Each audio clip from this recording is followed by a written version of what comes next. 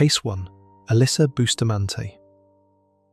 In the fall of 2009, the rural town of St. Martins, Missouri, became the center of one of the most unsettling juvenile cases in modern American history. Alyssa Bustamante was 15 years old. Her target, Elizabeth Alton, was 9. They were neighbors. Their families lived within walking distance of each other, and the two had interacted in the kind of ordinary, everyday settings that define life in small communities. Elizabeth trusted Alyssa. There was no known conflict between them, no argument, no grudge that anyone could identify. Nothing in their shared history suggested danger. St. Martins was the kind of town where families knew each other by name. Children walked to each other's homes without supervision. The sense of safety was assumed, not questioned. That assumption would be permanently destroyed by what happened next. On the afternoon of October 21st, 2009, Alyssa invited Elizabeth to take a walk in the woods behind their neighborhood. Elizabeth agreed. She told her family where she was going. She left, expecting to come back. She never returned. The woods behind the neighborhood were familiar to the children who lived nearby. They were not deep or remote. They were the kind of landscape that children explored as part of growing up in a rural area. That familiarity made them the perfect location for what Alyssa had planned. It was a setting that felt safe enough for Elizabeth to enter without concern, and isolated enough for harm to occur without witnesses. What investigators uncovered was not a crime born from rage or desperation. It was something far more disturbing. This was an act committed out of pure curiosity. Alyssa later admitted that she wanted to know what it felt like to take someone's life. She planned the act in advance, wrote about her intentions in a personal diary, carried out the crime, and then calmly walked home as if nothing had happened. Prosecutors would eventually argue that Alyssa demonstrated what courts refer to as beyond repair corruption. That is a level of moral disconnect so deep that recovery may never be achievable. The evidence supporting that argument was overwhelming, drawn from written confessions, physical findings, and a complete absence of reason to act. The diary alone would have been sufficient to establish intent. Combined with the physical evidence and the nature of the attack itself, it created a case that left virtually no room for doubt about what Alyssa had done and why she had done it. Long before the crime took place, Alyssa Bustamante's life had been shaped by instability. Her biological parents both struggled with addiction issues and criminal behavior. At the time of the crime, both were in prison. Alyssa and her siblings had been placed in the care of their grandparents, who became their legal guardians. The grandparents provided structure and consistency, but the damage from early childhood had already taken hold. Growing up without stable parental figures during the most formative years left Alyssa with emotional deficits that her grandparents, despite their efforts, could not fully address. The household functioned, but it was built on top of a foundation that had already cracked. Alyssa had been diagnosed with clinical depression. She had a documented history of self-injury, including cutting behaviors that were severe enough to require medical attention. She was prescribed medication for depression and had been in contact with mental health professionals in the years leading up to the act. At school, she was described as quiet, withdrawn, and socially isolated. She did not have many close friendships. However, she was not disruptive. Teachers and classmates did not report dangerous outbursts or threatening behavior. This outward normalcy would later become a central factor in the shock that followed the crime. The gap between what people observed on the surface and what was happening inside Alyssa's mind was vast, and no one managed to bridge it before it was too late.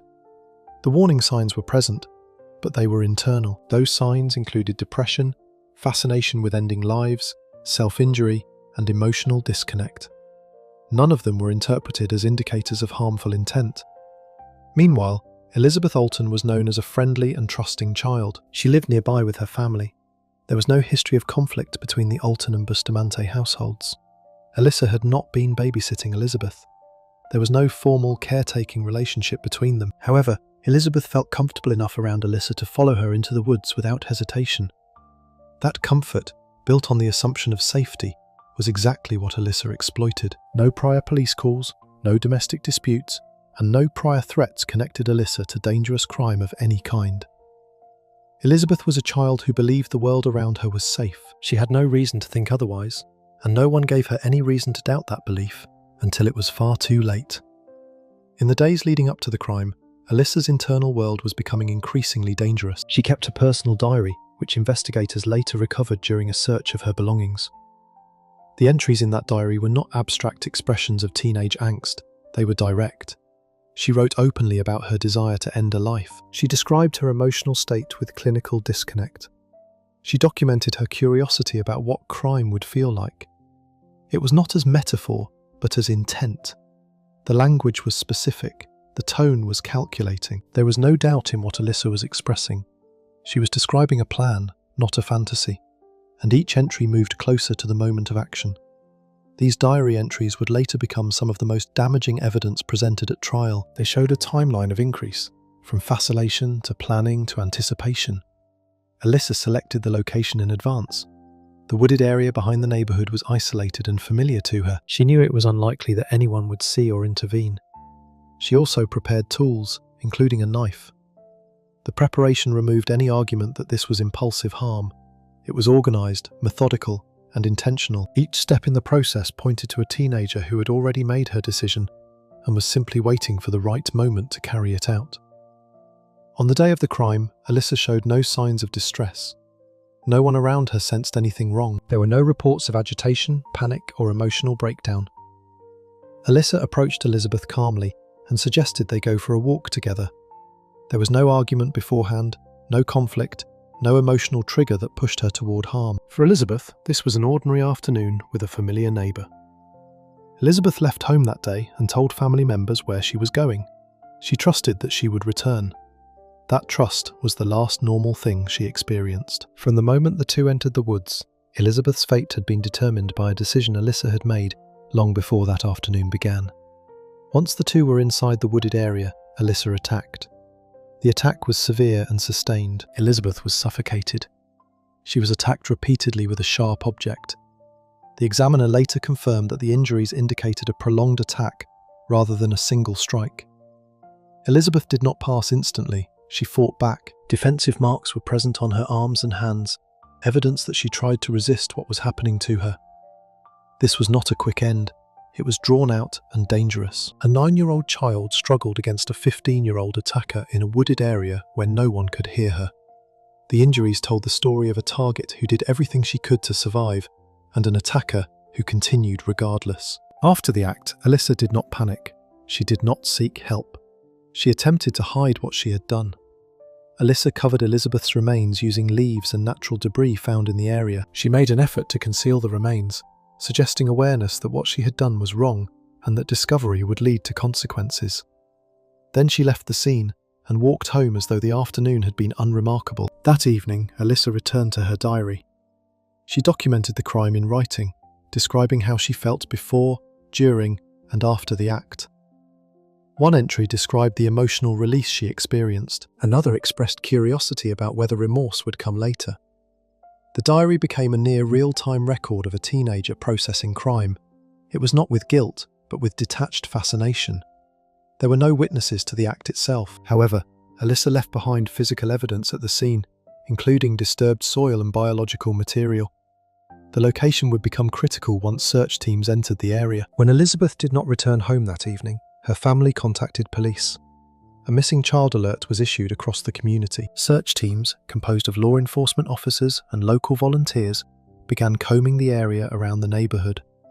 The search was extensive. Dozens of people participated. The community rallied together, believing that a child might still be found alive. Neighbours who had known Elizabeth her entire life joined the effort. The urgency was palpable. Every hour that passed without answers increased the fear that something catastrophic had occurred. Elizabeth's remains were discovered in the woods the following day. The scene confirmed the worst fears of her family and investigators. The manner of cause was immediately apparent. This was not an accident. This was not a fall, a going under the water, or any other form of tragedy that could be attributed to chance. Investigators moved quickly. Their focus turned to the last person known to have been with Elizabeth alive. Alyssa was questioned initially as a witness, someone who might have information about Elizabeth's movements. During that interrogation, inconsistencies emerged in her statements. Her emotional responses did not match what investigators expected from a peer who had just lost a neighbour. The disconnect between what she said and how she said it raised immediate suspicion. When police searched Alyssa's belongings, they found her diary. The diary contained explicit admissions of guilt. It described the crime in detail. It contained reflections written after the act. Faced with this evidence, Alyssa confessed. She provided details that only the person responsible could have known, including specifics about the location, the method, and the hiding of the remains. She was arrested shortly afterward. The arrest of Alyssa Bustamante sent shockwaves through St. Martin's and the surrounding region. A community that had rallied to search for Elizabeth was now forced to confront the reality that the one responsible had been among them the entire time. Alyssa had not fled. She had not hidden. She had gone home, written in her diary, and waited.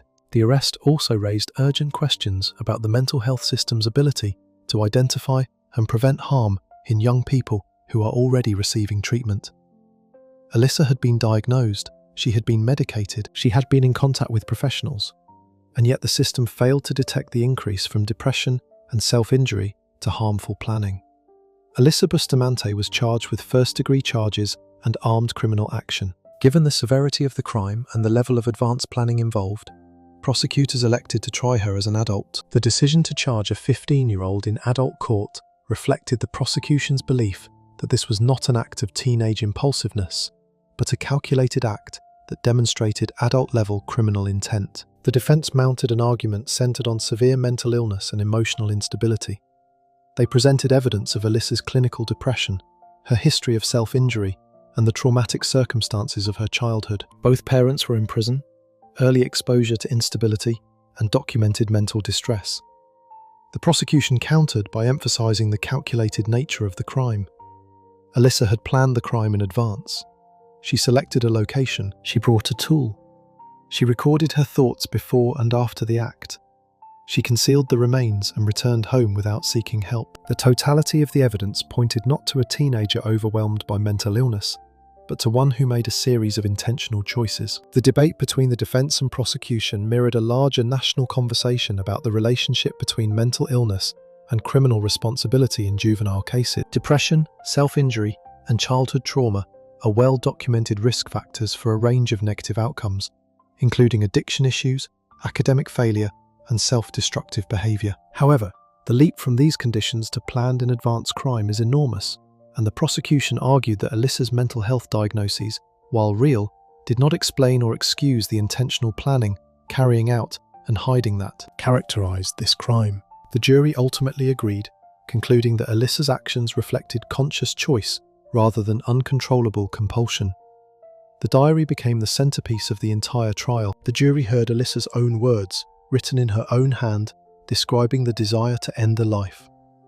Those entries left little room for doubt. The jurors deliberated and returned a guilty verdict on all counts. Throughout the proceedings, Alyssa's courtroom demeanor was described as flat and emotionally distant. Observers noted that she showed minimal reaction during testimony, even when the most graphic details of the crime were discussed. That disconnect reinforced the prosecution's characterization of Alyssa as someone at its core disconnected from the suffering she had caused. Alyssa Bustamante was sentenced to life behind bars with the possibility of parole after 40 years. The judge stated that the case was among the most disturbing he had encountered in his career. He emphasized the complete absence of reason to act and the calculated, organized nature of the act. There was nothing reactive about what Alyssa did. Every step, from planning to carrying out to hiding, every step reflected intentional choice. Elizabeth Alton's family delivered emotional impact statements from the family during the sentencing phase. They described the permanent loss of a child who trusted the wrong person. They spoke about the void Elizabeth's loss created in their family and the knowledge that her final moments were spent in fear and pain. The permanence of that loss, a child taken before she had any chance to grow up. It was a loss that could never heal. Alyssa made a brief statement expressing remorse, though prosecutors argued that it came only after overwhelming evidence had already sealed the case. Appeals were filed in the years that followed, but none overturned the sentence. Alyssa Bustamante remains in prison in Missouri's prison system. Her earliest possible parole date would place her well into middle age. Parole experts have stated that release is extremely unlikely given the nature of the crime and the documented evidence of advanced planning that accompanied it. The case continues to be referenced in legal and mental discussions about juvenile life sentences and the question of whether some teenage criminals demonstrate permanent dangerousness. Legal experts who have reviewed the case have noted that the combination of written advanced planning, absence of reason to act, and post-crime documentation makes it one of the most clearly established cases of juvenile predatory harm in American legal history. The diary entries alone would be sufficient to establish intent in most adult crime trials. The fact that they were written by a 15-year-old adds a layer of complexity that continues to challenge assumptions about juvenile development, moral capacity, and the limits of the justice system's ability to rehabilitate those who take a life, not from emotion, but from intellectual curiosity about the act of act itself. For many who followed this case, it represented an uncomfortable reality, that age alone does not prevent calculated harm. Before we move on to the next case, make sure to subscribe if you're finding these stories as disturbing as I am. It helps us keep covering the cases that most channels won't touch. While Alyssa Bustamante went after a child she barely knew out of sheer curiosity, the next teenage daughter ended the one person who trusted her most, her own best friend. Case 2. Sheila Eddy. Sheila Eddy was 15 years old when she participated in the taking of her best friend Skylar Neese's life in July 2012 in Monongalia County, West Virginia. The crime did not occur during a fight. It was not the result of a momentary loss of control. There was no influence of substances or alcohol driving what happened. Instead, the crime was a planned betrayal, carried out calmly and on purpose by someone Skylar trusted completely. The relationship between the two girls was not casual. It was the kind of intense, daily friendship that defines early teenage years, where every text, every shared secret, and every late-night conversation deepens the bond. Sheila and Skylar had been inseparable. They spent nearly every day together, shared inside jokes, and were publicly perceived by classmates, parents, and teachers as close friends. Skylar's parents trusted Sheila enough to allow her to pick Skylar up late at night. That trust became the pathway to Skylar's end. On the night of July 5th, 2012, Sheila and another teenage girl drove Skylar to a remote location under the pretense of going for a ride. There, Skylar was attacked repeatedly. Sheila returned home that night and resumed her life as though nothing had happened. She attended school, she posted on social media, she participated in public searches for Skylar. Prosecutors would later argue that Sheila's ability to lie convincingly, manipulate adults, and emotionally separate her emotions from the act demonstrated a level of danger incompatible with safe release. This was planned in advance, crime driven by interpersonal control and emotional disconnect, not desperation or self-defense. The months that followed the crime. During that time, Sheila publicly grieved while privately concealing her crime. Those months were as disturbing to investigators as the crime itself. Sheila Eddy and Skylar Neese met as children and grew up together in the same West Virginia community. By early teenage years, they were inseparable. Friends described them as a package deal. Wherever one went, the other followed. They texted constantly, spent nights at each other's houses, and shared personal secrets. To adults, their friendship appeared normal and even healthy. Both girls came from stable homes. There was no documented mistreatment, no poverty-driven stress, and no history of dangerous behaviour that would have raised alarms. Sheila's parents described her as moody at times, but typical for a teenager.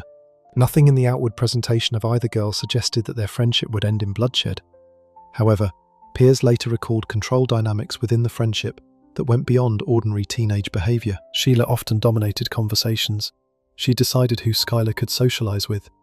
She reacted negatively when Skylar attempted to form other friendships. Some classmates noticed jealousy and possessiveness, but those observations were brushed off as teenage drama.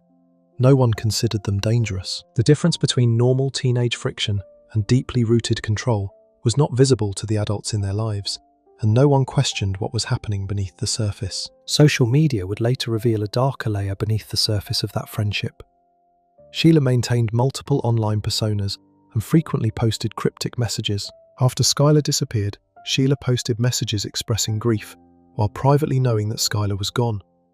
She stood alongside Skylar's parents during search efforts. She offered comfort.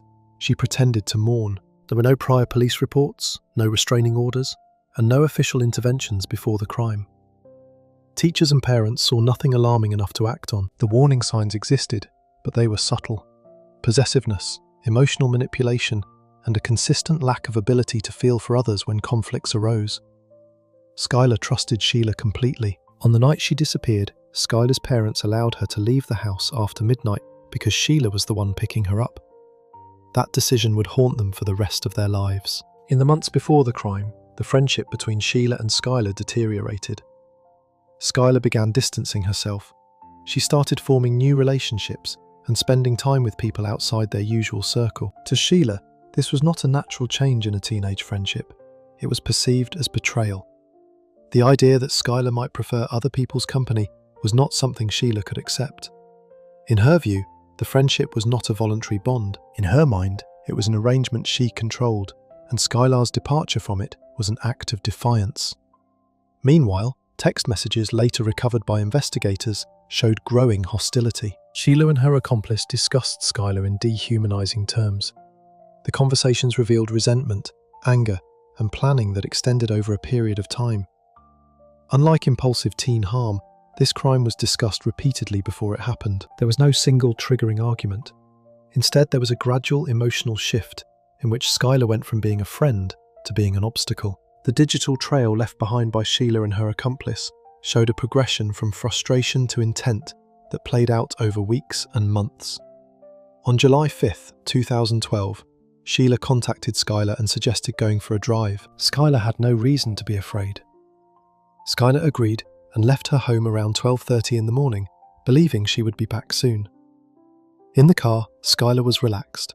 Investigators later determined that she was completely unaware of any plan to harm her. There was no conflict beforehand, no argument, no increase in the vehicle. Sheila's state of mind, according to later testimony, was calm. She did not express panic or hesitation. The plan had already been made, and the moment to carry it out had arrived. The girls drove Skylar to a remote wooded area that crossed state lines into Pennsylvania. The location was not chosen at random. It was intentionally selected for its isolation, far enough from homes and roads that no one would see or hear what was about to happen. Once the car stopped, Skylar exited the vehicle. Moments later, she was attacked. Skylar was attacked multiple times.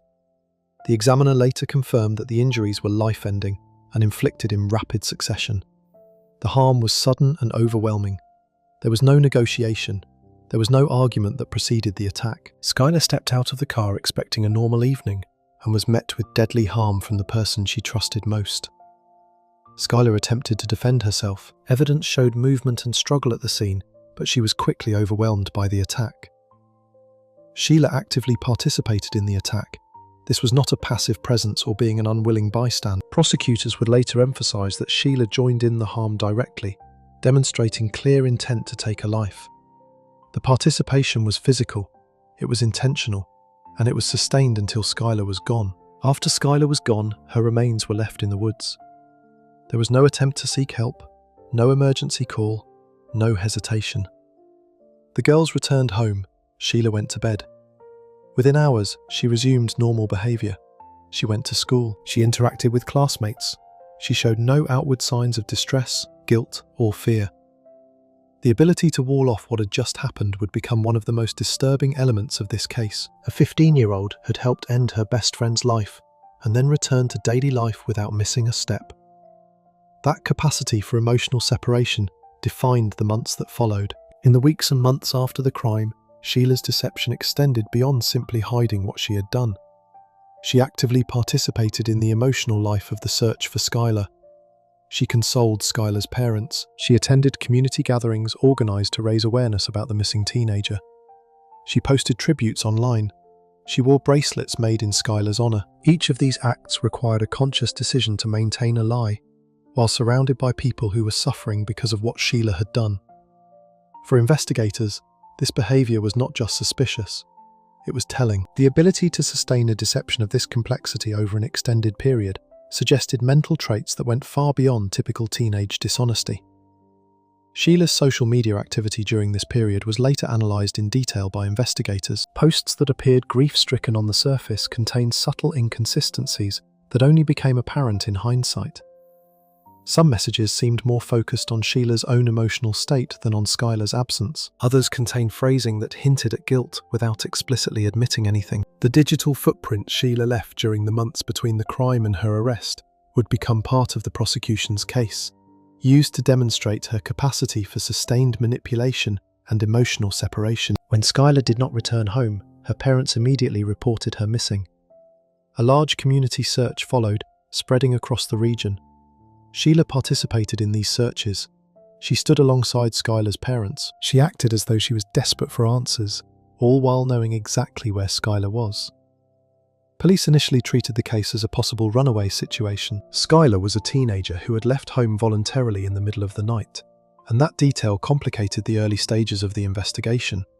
However, digital evidence began raising suspicions that the runaway theory could not explain. As the investigation deepened, cell phone records placed Sheila with Skylar the night she disappeared. Text messages revealed inconsistencies in the accounts Sheila had given. Social media posts by Sheila appeared performative and insincere to investigators who studied them closely. After months of investigation, pressure mounted. Eventually, Sheila confessed and led police to Skylar's remains. The confession was detailed. It matched physical evidence collected at the scene. There was no doubt left. Sheila was arrested shortly afterward. The arrest of Sheila Eddy ended months of uncertainty for Skylar Nease's parents, but it also opened a new chapter of anguish. Learning that their daughter's attacker was the same girl who had stood beside them during search efforts, who had offered condolences and shared meals, added a dimension of betrayal that went beyond the crime itself. The Nease family had not only lost their daughter, they had been deceived about who was responsible for that loss by the very person who caused it. The mental toll of that deception was immense, and made worse the already overwhelming grief of losing a child. The investigation into Skylar Nease's crime also highlighted the critical role of digital forensics in modern criminal cases. Without cell phone records, text message archives, and social media analysis, the case might have remained unsolved for years. The digital trail that Sheila left was extensive and ultimately undeniable. It placed her at the scene, connected her to the planning phase, and documented the deception that followed. Law enforcement agencies across the country studied this case as an example of how technology can bridge the gap between what suspects claim and what actually occurred. The months-long gap between the crime and the arrest also raised questions about the initial handling of the case by local police. The early classification of Skylar's disappearance as a potential runaway delayed more aggressive investigative measures. Critics later argued that the case should have been treated as a suspicious disappearance from the beginning, given Skylar's age, the circumstances of her departure, and the absence of any communication after she left home. The lessons learned from this case influenced how law enforcement agencies across the region approach missing teenager cases, with a greater emphasis on immediate investigation, rather than default assumptions about voluntary departure. Sheila Eddy was charged with first-degree charges. Prosecutors sought a life sentence, arguing that Sheila demonstrated advanced criminal thinking despite her young age. In exchange for her testimony against her accomplice, Sheila accepted a plea deal. She pleaded guilty to crime. Her courtroom behaviour was described by observers as emotionally flat. She showed little visible reaction during the proceedings. The court accepted the plea. Sheila Eddy was sentenced to life behind bars with the possibility of parole after 15 years under West Virginia law. The judge emphasised the nature of the betrayal involved. It involved the exploitation of trust between best friends, the use of that trust to lure Skylar to her passing, and the prolonged deception that followed. Skylar Nease's parents delivered devastating impact statements from the family. They described the mental, prolonged cruelty of searching for their daughter alongside the very person who took her. They spoke about the months of agony, not knowing where Skylar was, while Sheila looked them in the eye and pretended to care. The cruelty did not end with the crime. It continued every day that Sheila maintained her deception. Although parole eligibility exists under West Virginia law, prosecutors and experts have repeatedly stated that release remains unlikely given the nature of the crime and Sheila's role in it. Sheila Eddy remains in prison. Skylar Nease's case became nationally known and is frequently cited in discussions of female teen harm and betrayal acts. Skylar's parents have since become advocates for missing children and targets' rights, channeling their grief into efforts to prevent similar tragedies. This case revealed how emotional control and manipulation can escalate into calculated crime, even in the absence of traditional warning signs like mistreatment, poverty, or substance use. The Skylar Nease case has since been the subject of books, documentaries, and academic analysis. Each retelling reinforces the same central lesson. Trust can be weaponized, and the people closest to us are sometimes the most dangerous. For Skylar's parents, the knowledge that their daughter was ended by someone they welcomed into their home, someone they fed, sheltered, and treated as a second child, added a dimension of betrayal that goes beyond ordinary grief. They lost not only their daughter, but also their ability to trust the world that took her. The case remains a cautionary example of how well-concealed malice can exist behind the mask of friendship, and how devastating the consequences can be when that mask finally falls. If you're still watching at this point, make sure you're subscribed. We cover cases like this every week, and your support helps us keep going. Sheila Eddy betrayed a best friend, but the next girl on this list went further. She helped wipe out her own mother, father, and 8-year-old brother because they told her she couldn't have a boyfriend. Case 3. Jasmine Richardson. Jasmine Richardson was 12 years old when she participated in the taking of her entire immediate family. That included her father Mark, her mother Deborah, and her 8-year-old brother Jacob. This happened in Medicine Hat, Alberta, Canada, in April 2006. The crime remains one of the most shocking cases of juvenile harm in Canadian history. The shock did not come only from the severity involved, it came from Jasmine's age, her role as a daughter turning against her own household, and the calculated nature of the planning that preceded the acts. 3 people were gone, and the person most responsible for what happened to them had not yet reached her teenage years. The crimes were not the result of a sudden explosion of anger. They were planned in advance, discussed through online communication, and carried out over the course of a single night. Jasmine did not act alone. She was involved with an older teenage boyfriend who physically carried out much of the harm. However, prosecutors established that Jasmine was an active participant and instigator, not a passive follower. She was the one who wanted her family gone. She was the one who opened the door to harm. The motive was strikingly simple. Jasmine wanted freedom from parental rules so she could continue a relationship her parents had forbidden. When they refused to approve it, she helped plan what happened to them. While Canadian law technically allows eventual supervised release, the sentence imposed on Jasmine ensures lifelong control and monitoring.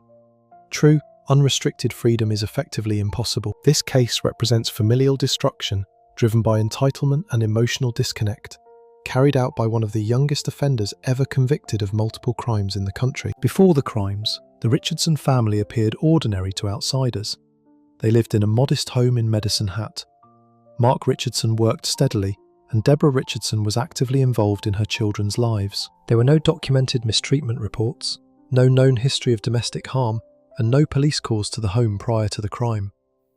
From every visible angle, this was a functioning, stable household. The Richardsons were the kind of family that blended into their community without drawing attention.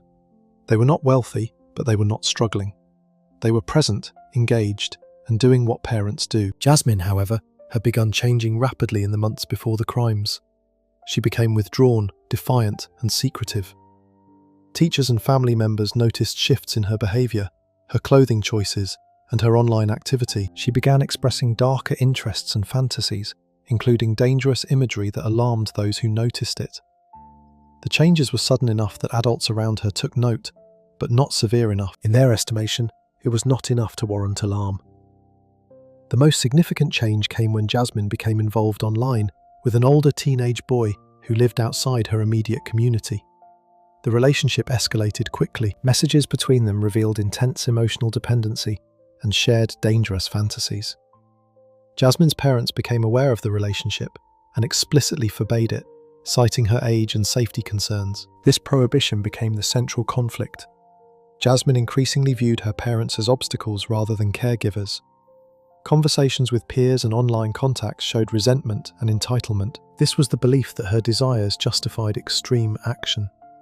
Jacob, her younger brother, had no involvement in the conflict whatsoever. Investigators later concluded he was ended solely because he was a witness and part of the family unit. Friends later stated that Jasmine spoke about hating her parents and wanting them gone, but no one believed she was capable of doing something like that. Adults dismissed her behaviour as preteen rebellion. There were no interventions, no counselling increase, and no police involvement. The warning signs existed, but they were not recognised as life-threatening. The planning phase unfolded largely through online communication between Jasmine and her boyfriend.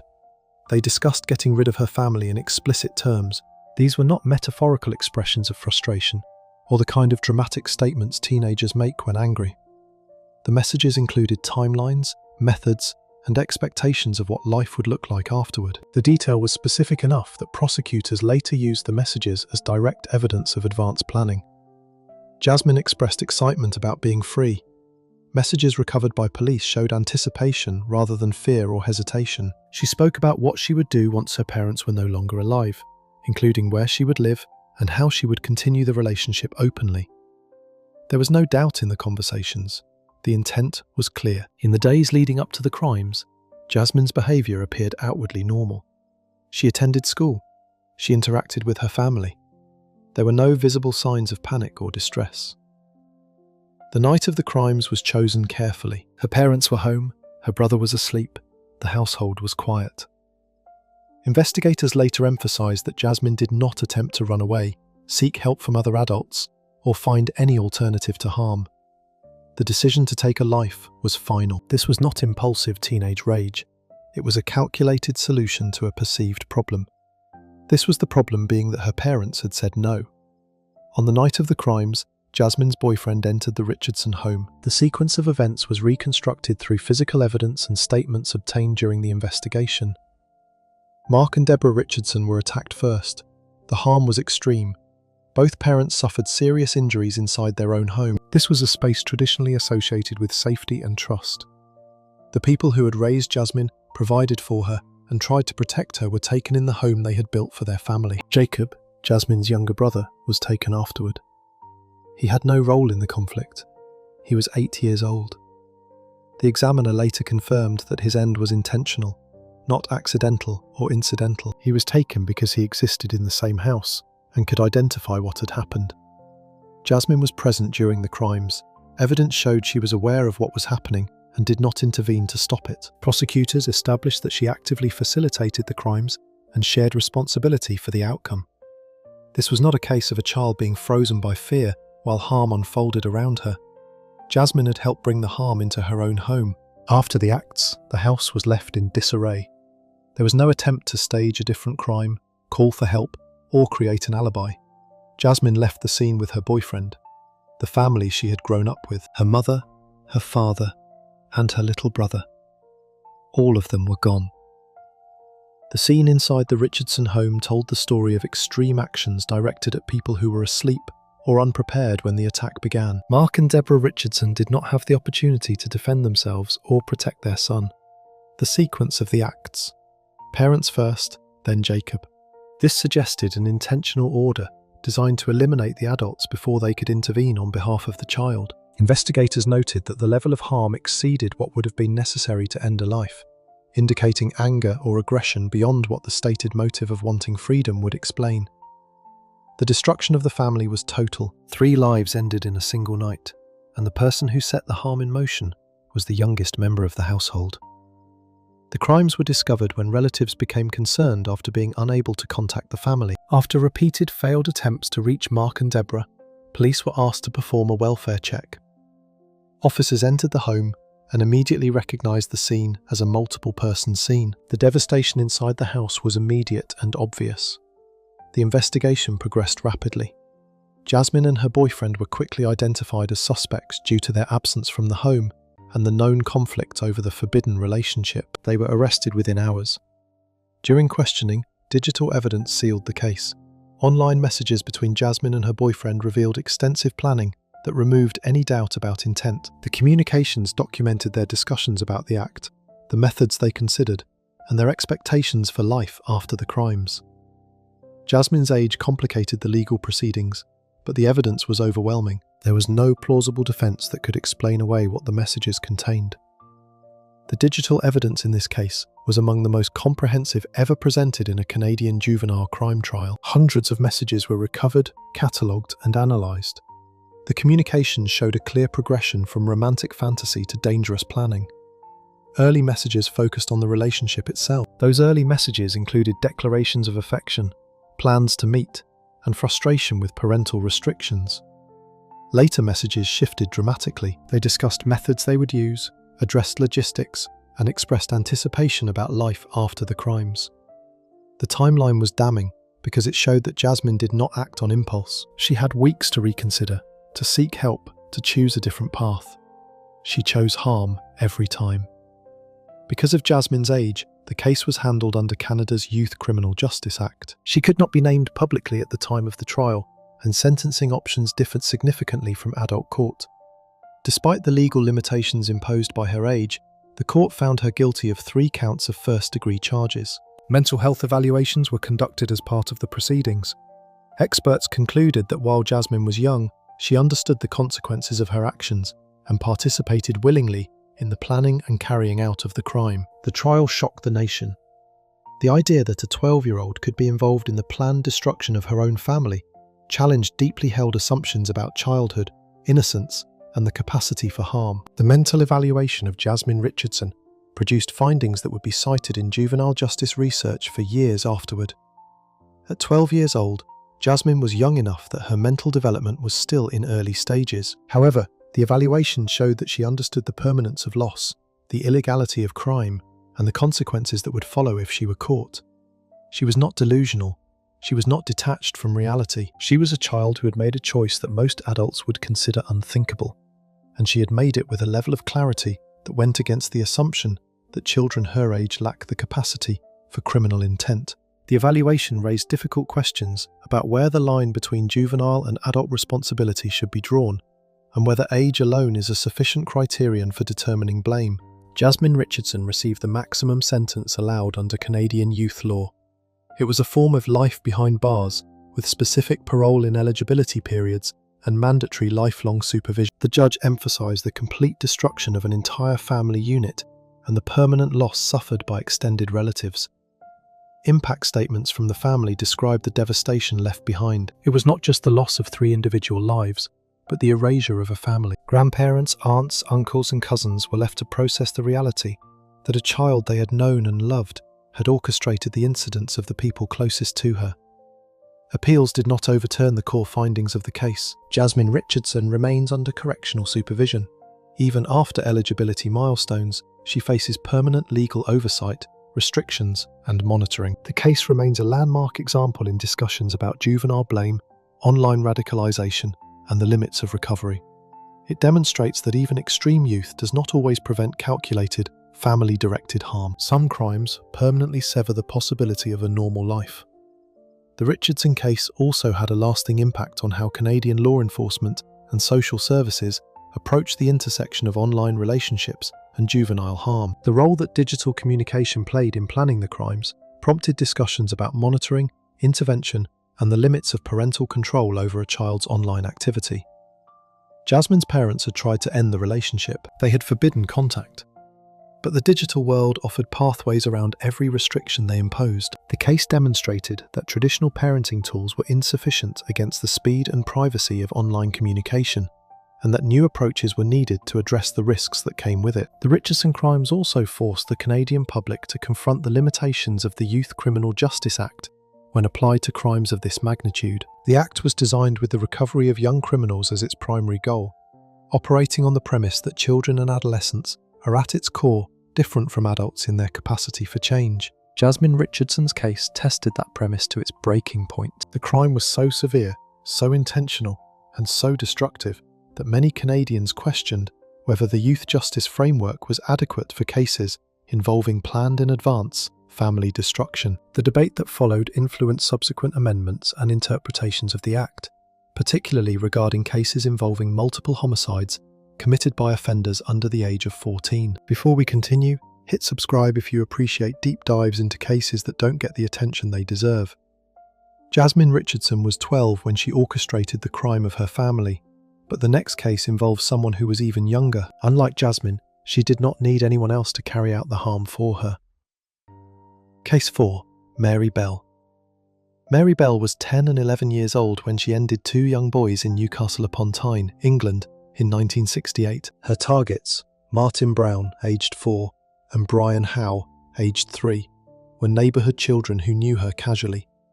The crimes stunned the United Kingdom and remain among the most disturbing cases of juvenile cases ever recorded.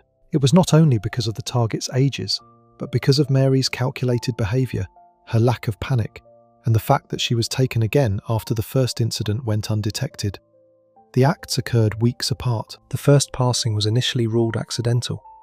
The second forced authorities to confront the reality that a child was purposely harming other children. The period between the 2 incidents was not a cooling period. it was an increase. Mary did not stop after what she did to Martin Brown.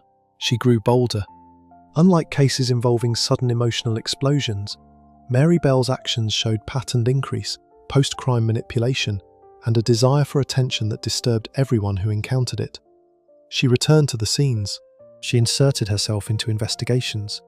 She made disturbing comments to adults about the incidents. The justice system struggled to even name what was happening. Mary Bell was sentenced to life in prison, acknowledging the permanent danger she posed.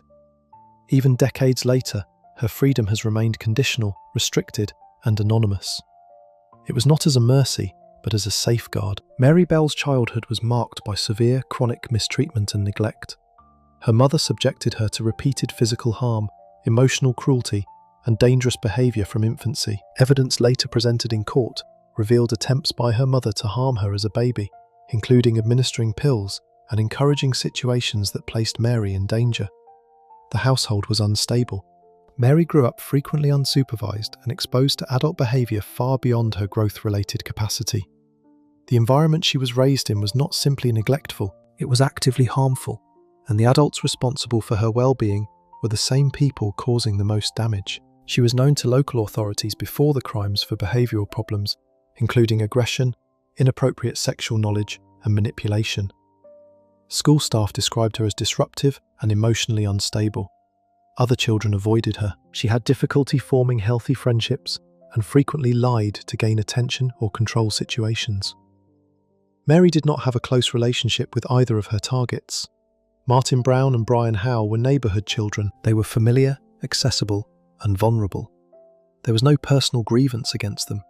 The absence of a motive rooted in conflict would later become central to mental health evaluations of Mary's mental state. Adults in the community had noticed troubling behaviours, but lacked a framework to interpret them as warning signs of not natural. Child psychology in the 1960s was limited, and dangerous tendencies in girls were often dismissed or misunderstood. There were no effective interventions before the acts occurred. The community around Mary had observed her behaviour for years. She was known to throw tantrums, lie compulsively, and engage in physical confrontations with other children. Some adults had attempted to discipline her, but none had the tools or authority to address the deeper issues driving her behaviour. Social services in Newcastle during the 1960s were stretched thin, and a child exhibiting aggression was more likely to be labelled difficult than dangerous. The systems that might have identified Mary as a serious risk simply did not exist in any functional form during that era. By the time anyone recognised the true nature of the threat she posed, 2 children were already gone. Before the first crime, Mary Bell's behaviour had already shown signs of increase. She displayed cruelty toward other children and animals. She used sexualised language inappropriately. She showed fascination with injury and loss of life. These behaviours were observed by multiple adults, but no one connected them to the possibility of serious harm. The assumption was that Mary was troubled, not dangerous. That distinction would prove to be a deadly mistake. In May 1968, 4-year-old Martin Brown was found lifeless in a vacant house. He had marks on his neck, but the passing was initially ruled an accident. Mary was present near the scene and later made comments about what happened to the boy that disturbed adults who heard them. However, no formal action was taken. No investigation was opened into the possibility of not natural. A child was gone, and the system moved on. In the weeks following what happened to Martin, Mary's behaviour did not stabilise. It worsened. She began returning to the location where it happened. She inserted herself into conversations about the incident. She made cryptic and unsettling remarks. Rather than calming down, there was progression. By July 1968, the harm escalated again. This time it was more overt, more intentional, and impossible to dismiss as accidental. Brian Howe, 3 years old, was found lifeless in a vacant area near Mary's home. The physical evidence left no doubt that his end was intentional. Brian was suffocated. He showed clear signs of attack. Unlike the first incident, the injuries were unmistakably harmful. There was no room for explanation of the accident this time. The harm was directed, purposeful, and life-ending. The scene included written messages left by Mary, attempting to deflect blame. She returned to the scene multiple times after the act and was observed by neighbours behaving suspiciously. Mary did not flee. She did not hide. She inserted herself into the aftermath, displaying emotional disconnect and a disturbing level of curiosity. Further medical examination revealed intentional acts inconsistent with accidental passing. Investigators quickly connected Brian Howe's crime to what happened to Martin Brown earlier. The similarities were too close to ignore. Two boys, both very young, both from the same neighbourhood, both taken under circumstances that pointed to the same offender. Mary Bell was arrested. Once what happened to Brian Howe was confirmed as criminal, police revisited Martin Brown's case with fresh urgency. Similarities between the two incidents emerged immediately. These included the ages of the targets, the cause of what happened, the proximity of the locations, and one recurring detail: Mary Bell's presence near both scenes. Witness statements placed Mary at or near both locations around the time of the incidents. Her comments to adults, including specific references to suffocation, these raised serious alarms. Under questioning, Mary gave inconsistent accounts. She displayed knowledge about the incidents that she should not have possessed if she were simply a bystander. Mental assessments were ordered. Police determined that Mary Bell was responsible for both incidents. Mary Bell stood trial in December 1968. She was 11 years old. The court faced challenges without precedent in modern British law. How to try a child for crime, how to interpret intent in someone so young, and how to sentence a defendant who could not yet legally be held to adult standards. Mental health experts testified that Mary understood what ending a life meant and the consequences of her actions. She was aware that what she did caused permanent harm. She was aware that it was wrong. The jury found Mary Bell guilty of manslaughter on the grounds of reduced responsibility. Despite the reduced charge, the judge imposed a sentence of detention at Her Majesty's pleasure. This was the equivalent of a life sentence for a juvenile in the United Kingdom. The courtroom was silent when the verdict was read. An 11-year-old girl had been convicted of harming two small children, and the justice system had no clean answer for what to do next. The trial of Mary Bell raised fundamental questions about criminal responsibility, childhood development, and the purpose of punishment. Legal scholars debated whether a child of 11 could truly form criminal intent in the way the law required. Mental health experts presented conflicting views on whether Mary's upbringing had damaged her beyond repair, or whether she could, with appropriate intervention, eventually be recovered. The public was divided. Some viewed Mary as a monster, others saw her as a target of her own circumstances, who had been failed by every adult in her life. The court attempted to navigate these competing perspectives by choosing a sentence that acknowledged both the severity of the crimes and the age of the person responsible. The debate over Mary Bell's nature versus her nurture became one of the defining questions of the case and of British criminal psychology more broadly. Her mother had subjected her to extreme mistreatment. Mary had never experienced consistent love, safety, or stability. She had been raised in an environment where harm was the norm and ability to feel for others was absent.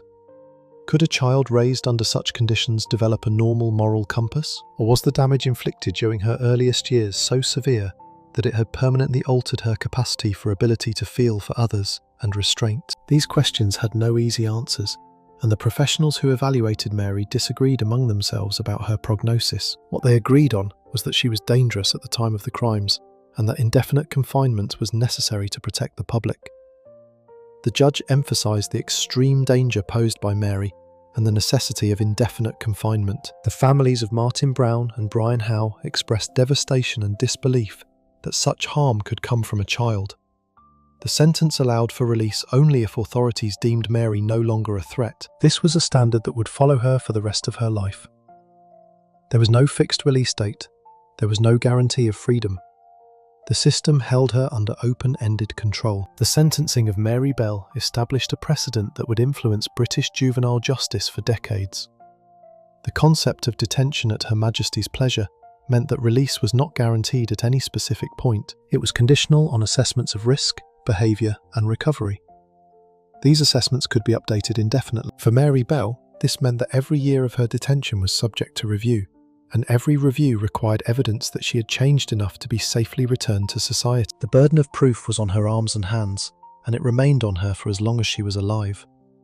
The sentence acknowledged that the crimes were committed by a child, but treated the danger she posed as something that might never fully resolve. Mary Bell was eventually released under strict conditions, including lifelong anonymity. The anonymity was not granted to protect her, it was imposed to protect the public. She remains under monitoring, and her identity is legally protected due to ongoing safety concerns.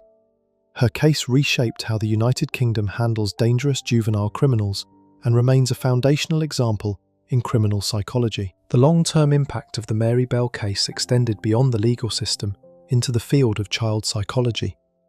Her crimes prompted researchers to examine the relationship between childhood trauma, attachment disorders, and dangerous behaviour in ways that had not been systematically explored before. The question of whether Mary was born with a tendency toward harm, or whether her environment created the conditions for it, became a central debate in growth-related psychology. Decades of research have followed, producing a wealth of knowledge that has shaped how professionals identify and intervene with at-risk children. While no single case can answer the complex question of nature versus nurture, the Mary Bell case provided one of the most compelling and disturbing data points in that ongoing discussion. Make sure to subscribe before the next case. Trust me, it's even more shocking than what you just heard. Mary Bell harmed strangers' children in secret, but the next teenage girl went after a classmate in front of a crowd, and then went back to finish the job when no one else would. Case 5. Kelly Ellard. Kelly Ellard was 15 years old when she participated in the taking of Rena Verk's life, a 14-year-old classmate, in November 1997 near Saanich, British Columbia, Canada. The two girls were not friends. They knew each other through school and shared social circles, but their connection was defined by the dynamics of exclusion, status, and intimidation that governed their peer environment. Rena wanted to belong. Kelly decided who was allowed to. What happened to Rena Verk began as a group attack. This was a severe beating carried out by multiple teenagers. It could have ended there. Instead, it escalated into crime when Rena was attacked again, while alone and vulnerable. Kelly Ellard was identified as the person who delivered the final, deadly harm. This case shocked Canada, not only for its severity, but for its relentless cruelty. The number of youths involved, and the way the harm unfolded in stages, rather than as a single act. It was not a momentary loss of control, it was prolonged, humiliating, and ultimately deadly. Kelly Ellard became one of the youngest females in Canadian history to receive a life sentence for crime. Repeated parole hearings since then have raised serious concerns about accountability, credibility, and public safety. Rena Verk was the daughter of immigrant parents and struggled socially at school. She was frequently bullied, ostracized, and mocked by peers. Her vulnerability made her a consistent target in an environment where cruelty among teenagers had become normalized. She was not the kind of student who fought back or attracted allies. She was isolated, and that isolation made her safe to torment. Kelly Ellard, by contrast, was socially dominant. Witnesses described her as assertive, aggressive, and influential among her peers. She had a reputation for intimidation and was involved in prior conflicts, though none had resulted in serious legal consequences. The relationship between Kelly and Rena was not personal in the traditional sense. It was defined almost entirely by power imbalance. Rena sought acceptance. Kelly represented exclusion and control. In the weeks leading up to the crime, tensions between Rena and the broader peer group increased without adult awareness or intervention. Rena was accused of social transgressions that were common among teenagers, but were treated within the group as justification for punishment. Group dynamics reinforced hostility, with multiple youths participating in verbal harassment and threats. Adults were largely unaware of the severity of the bullying. Teachers and parents did not grasp the extent of the danger Rena faced. There were no police reports filed prior to the attack. The harm was incubating in plain sight, and no one recognized it. The social environment surrounding Rena and Kelly was one in which bullying had become so routine that it was functionally invisible to the adults responsible for student safety. Teachers noticed cliques and exclusion, but categorized them as normal teenage behavior.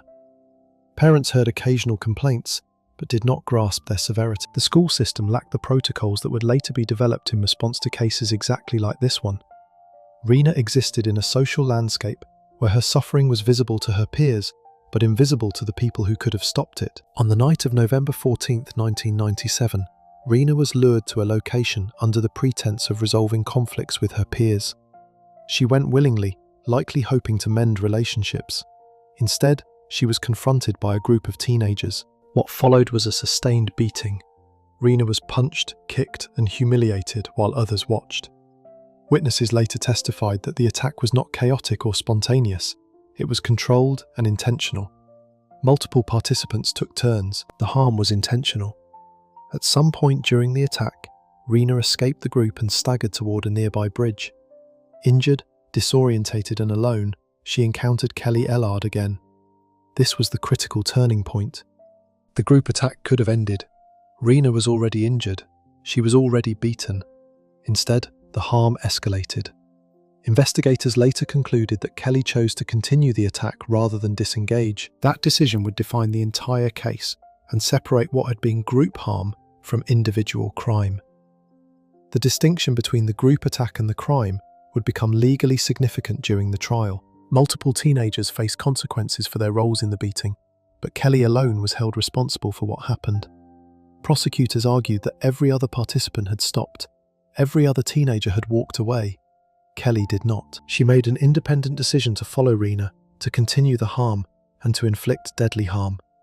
That independent decision transformed the case from aggravated attack into crime and placed the full weight of criminal responsibility on Kelly. After Rena reached the bridge, Kelly Ellard followed her.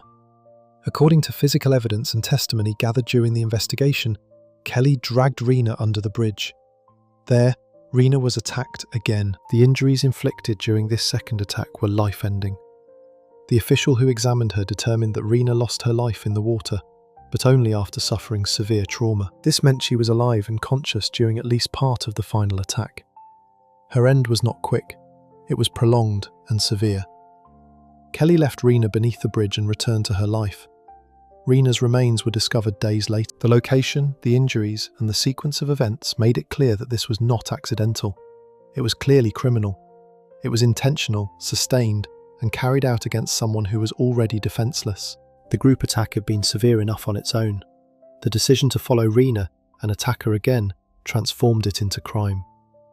When Rena did not return home, her parents reported her missing. Initial searches focused on the possibility that she had run away. As witnesses began coming forward, police learned about the group attack. Statements from participants went against one another. Some minimized their involvement, others denied knowledge entirely. Eventually, the investigation separated the group attack from the crime itself. Multiple participants were charged for their roles in the initial beating. Kelly Ellard was charged with second-degree charges, reflecting the prosecution's focus on the final attack under the bridge. Kelly Ellard's legal process was lengthy and complex. She was tried multiple times due to appeals and retrials. The case moved through the Canadian court system over several years, with each proceeding closely examined by the public and the media. Ultimately, she was convicted of second-degree charges. The court emphasized a critical finding. Kelly had multiple opportunities to stop the harm. She chose not to. She could have walked away after the group attack ended. She could have let Rena leave. She could have done nothing. Instead, she followed Rena, attacked her again, and left her there. Her age did not shield her from the severity of the sentence. The legal journey of Kelly Ellard's case was one of the longest and most contentious in British Columbia's criminal history.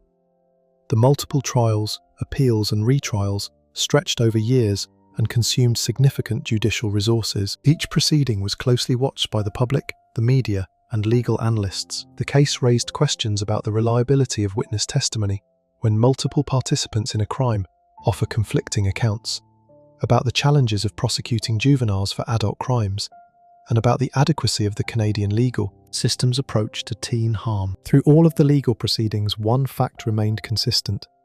Rena Verk was gone because Kelly Ellard chose to follow her under the bridge and continue the attack after everyone else had stopped. Kelly Ellard received a life sentence, with parole eligibility set according to Canadian law. Rena Verk's family delivered powerful impact statements from the family, describing the loss of their daughter and the pain of knowing her passing was preventable. The judge emphasized responsibility and public safety, noting that the crime reflected a choice made on purpose and repeatedly over the course of a single night. The sentencing hearing also addressed the broader social context that enabled what happened to Rena Verk. The judge acknowledged that bullying had created the conditions under which the crime occurred, and that the failure of adults to recognize and intervene in the dynamics that led to the attack shared some responsibility for the outcome.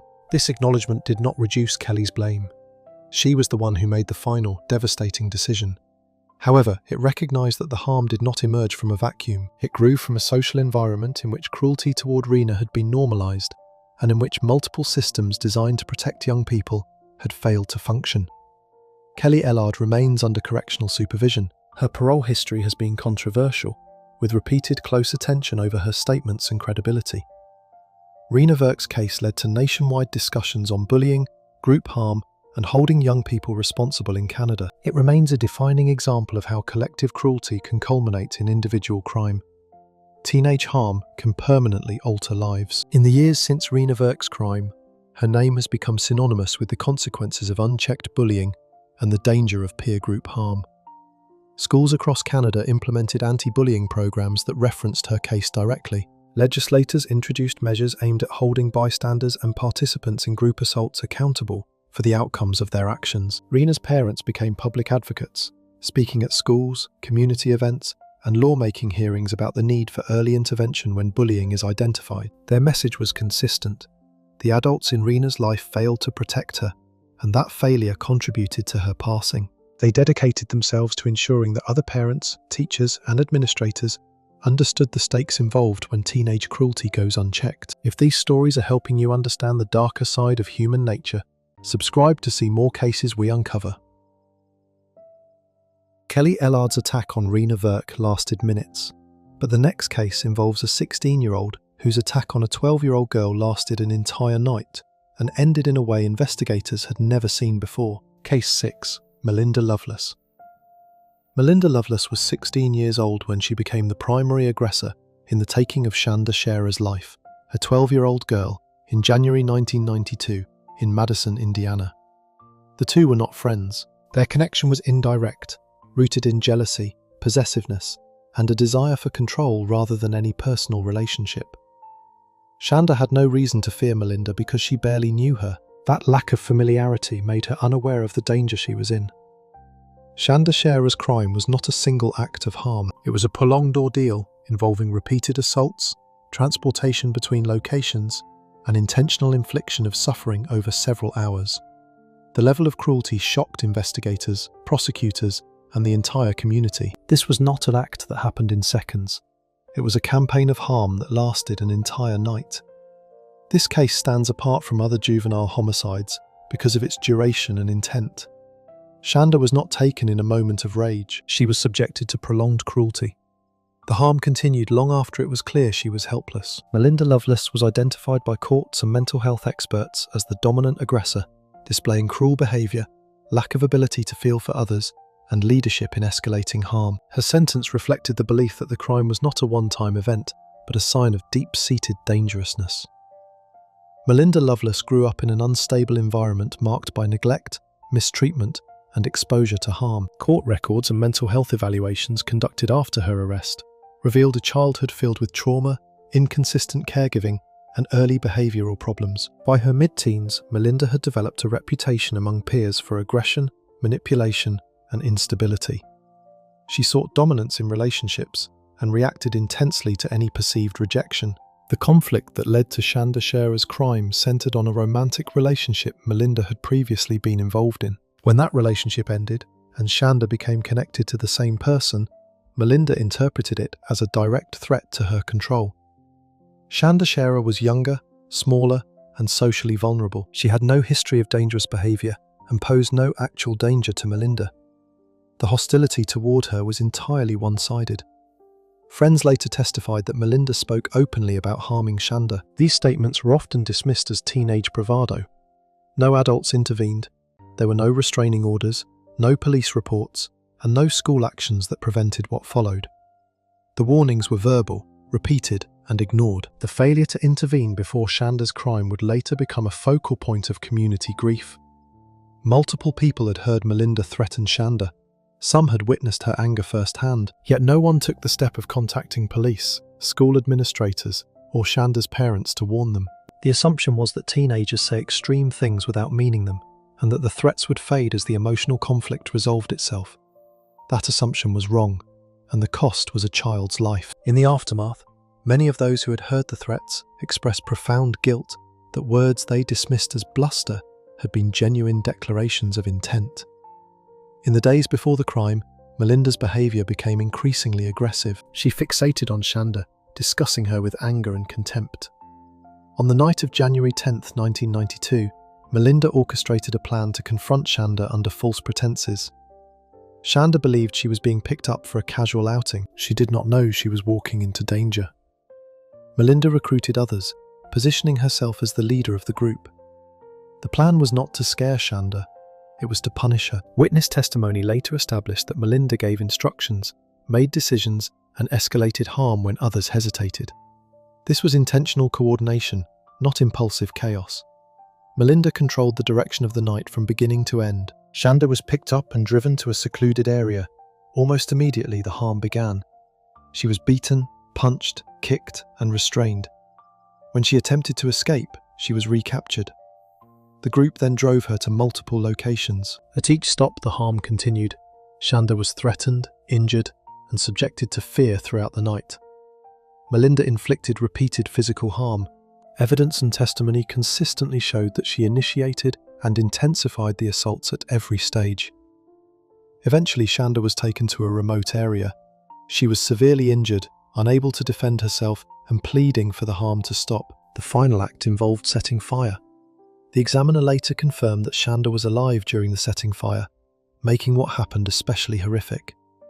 The crime lasted hours. It was not a single moment of harm. It was a sustained, escalating campaign of cruelty against a 12-year-old girl. Afterward, Melinda showed no urgency to seek help. The group left the scene. The hours of harm Shanda endured represent one of the most extended acts of juvenile cruelty in documented criminal cases. Unlike crimes that occur in seconds, what happened to Shanda was a process. She was harmed, moved, harmed again, moved again, and harmed further at each new location. At no point during those hours did Melinda attempt to stop or reconsider. The other participants later testified that Melinda was the one who kept the harm going when others wanted to quit. She escalated when they hesitated. The duration of the crime was itself evidence of intent, because it demonstrated that Melinda had countless opportunities to choose a different outcome and rejected every single one. Shanda was reported missing when she failed to return home. Police began searching immediately. Witnesses came forward describing suspicious behaviour and prior threats made by Melinda. Investigators quickly focused on Melinda and her associates. Physical evidence, including burn marks and the nature of the injuries, confirmed not natural. Under questioning, inconsistencies emerged. Eventually, the truth surfaced. Melinda was arrested and charged. Melinda Loveless was tried as an adult. Prosecutors presented overwhelming evidence of advanced planning, leadership, and cruelty. Mental health experts testified that Melinda exhibited traits associated with extreme actions and lacked the ability to feel for others that typically serves as a restraint against harm. The defense attempted to shift blame to others, but testimony consistently identified Melinda as the driving force behind every increase. The jury found her found responsible. The evidence was too detailed, too consistent, and too damning to leave room for doubt. The trial proceedings laid bare the full scope of what Shanda Sharer experienced during the final night of her life. Testimony from the other participants described a 12-year-old girl who begged for her life, who asked to be taken home, and who could not understand why she was being hurt. The contrast between Shanda's helplessness and Melinda's increase was central to the prosecution's argument. This was not a case where the person responsible lost control. It was a case where the person responsible maintained control throughout, and used that control to inflict maximum harm. Melinda Loveless was sentenced to life in prison. The judge cited the prolonged suffering inflicted on the target and Melinda's central role in orchestrating and carrying out the harm. Shanda Sharer's family delivered impact statements from the family, describing irreversible loss and trauma. They spoke about a 12-year-old girl whose final hours were defined by fear and pain. Appeals did not eliminate the life sentence. Melinda Loveless remains in prison. Though parole eligibility exists under technical rules, release has been consistently denied. The case remains one of the most cited examples of juvenile cruelty in American criminal history. It demonstrates how power, jealousy, and cruelty can merge into prolonged, intentional harm, even in a teenager. The Shanda Sharer case also prompted significant changes in how Indiana's juvenile justice system approached cases of extreme teen harm. The severity of the crime, the ages of the person responsible, and the duration of the attack created public demand for answers that went beyond what the existing juvenile framework could provide. Lawmaking discussions followed about the criteria for trying minors as adults, the role of mental evaluation in sentencing, and the standards by which parole decisions should be made in cases involving juvenile cruelty. What happened to Shanda did not occur in isolation. It became a catalyst for system-wide re-evaluation, driven by the recognition that some crimes committed by teenagers require responses that the juvenile system was never designed to deliver. For Shanda Share's family, the legal proceedings provided a measure of accountability, but could not restore what had been taken. Shanda was 12 years old. She had her entire life ahead of her. She was taken from that life not because she posed a threat to anyone, but because a 16-year-old with a grievance decided that harm was an acceptable response to a perceived slight. The imbalance between the trigger and the response was staggering, and it remained central to every legal and mental analysis of the case. Before we move on to the next case, make sure to subscribe if you're finding these stories as disturbing as I am. It helps us keep covering the cases that most channels won't touch. Melinda Loveless taking someone else's child. But the next teenager on this list turned the weapon on the two people who gave her everything. Her own parents. And she did it because they grounded her from seeing her boyfriend. The Shanda Share case left a permanent mark on the community of Madison, Indiana, and on the national understanding of what teenage girls are capable of when driven by obsessive jealousy. Before this case, the public perception of juvenile female harm was largely limited to fights, verbal mistreatment, and social manipulation. The idea that a group of teenage girls could kidnap, prolonged cruelty, and fire a 12-year-old child over the course of an entire night exceeded anything the public had previously been asked to believe. The case forced a recalibration of assumptions about the limits of teenage cruelty and raised questions about the social dynamics that allow extreme actions to escalate unchecked when multiple participants reinforce each other's worst impulses. The group dynamic that enabled Shanda Share's crime has been studied extensively by psychologists specializing in teenage behavior.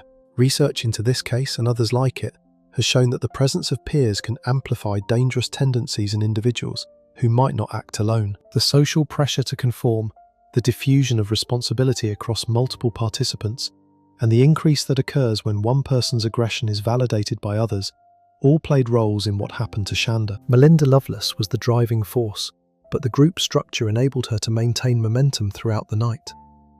Without the participation and compliance of others, the harm might have stopped at an earlier stage. The sentencing of Melinda Loveless and her co-defendants reflected the court's assessment of each individual's role in the crime. While all participants faced serious legal consequences, Melinda received the harshest sentence because the evidence consistently identified her as the instigator, the escalator, and the final decision maker. She was the one who chose each new location.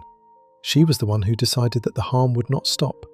She was the one who initiated the setting fire that caused what happened to Shanda. The other participants bore responsibility for their involvement, but the structure of the sentencing made clear that leadership in harm carries additional weight in the eyes of the law. Case 7. Sarah Johnson. Sarah Johnson was 16 years old when she ended her parents, Alan Johnson and Diane Johnson, inside their home in Bellevue, Idaho, on September 2, 2003. The crime occurred while her younger brother slept in another room, unaware that his parents were being taken only feet away. Unlike cases driven by long-term mistreatment, poverty, or desperation, this was a case of domestic destruction rooted in entitlement and defiance.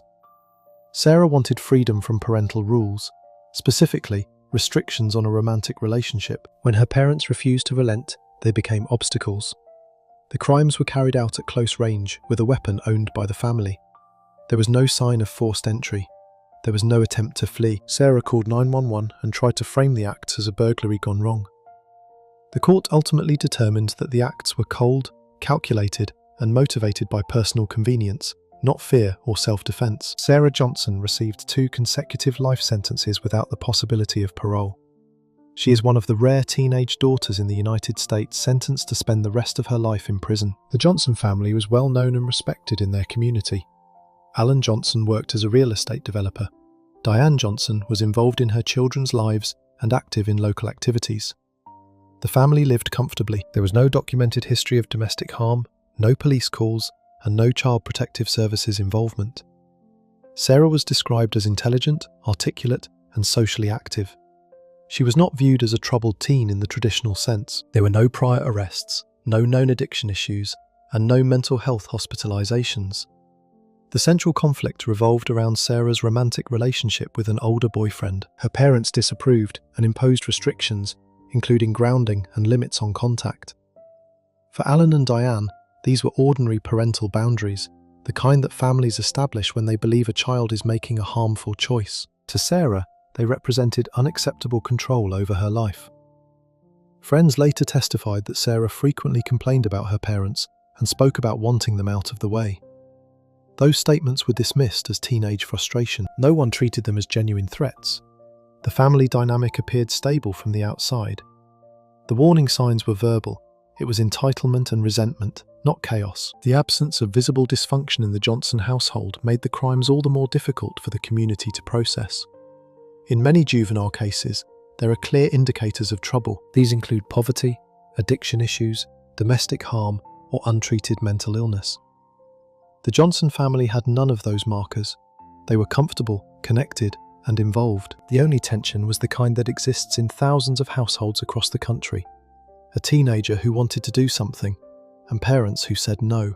The fact that this common conflict escalated to double loss forced communities to confront an uncomfortable question about whether there are limits to what parental authority can safely demand of a defiant child with access to deadly means. In the weeks before the crimes, tensions within the household escalated steadily. Sarah's parents remained firm in their restrictions. Sarah responded with defiance rather than negotiation or acceptance. Investigators later determined that Sarah had begun planning the crimes during this period. She familiarized herself with the family's weapons and rounds.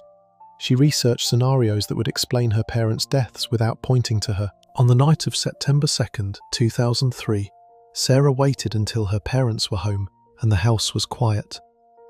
There was no argument immediately preceding the crimes. This was not an emotional explosion. This was timing. Her younger brother was asleep in another room. Sarah was awake.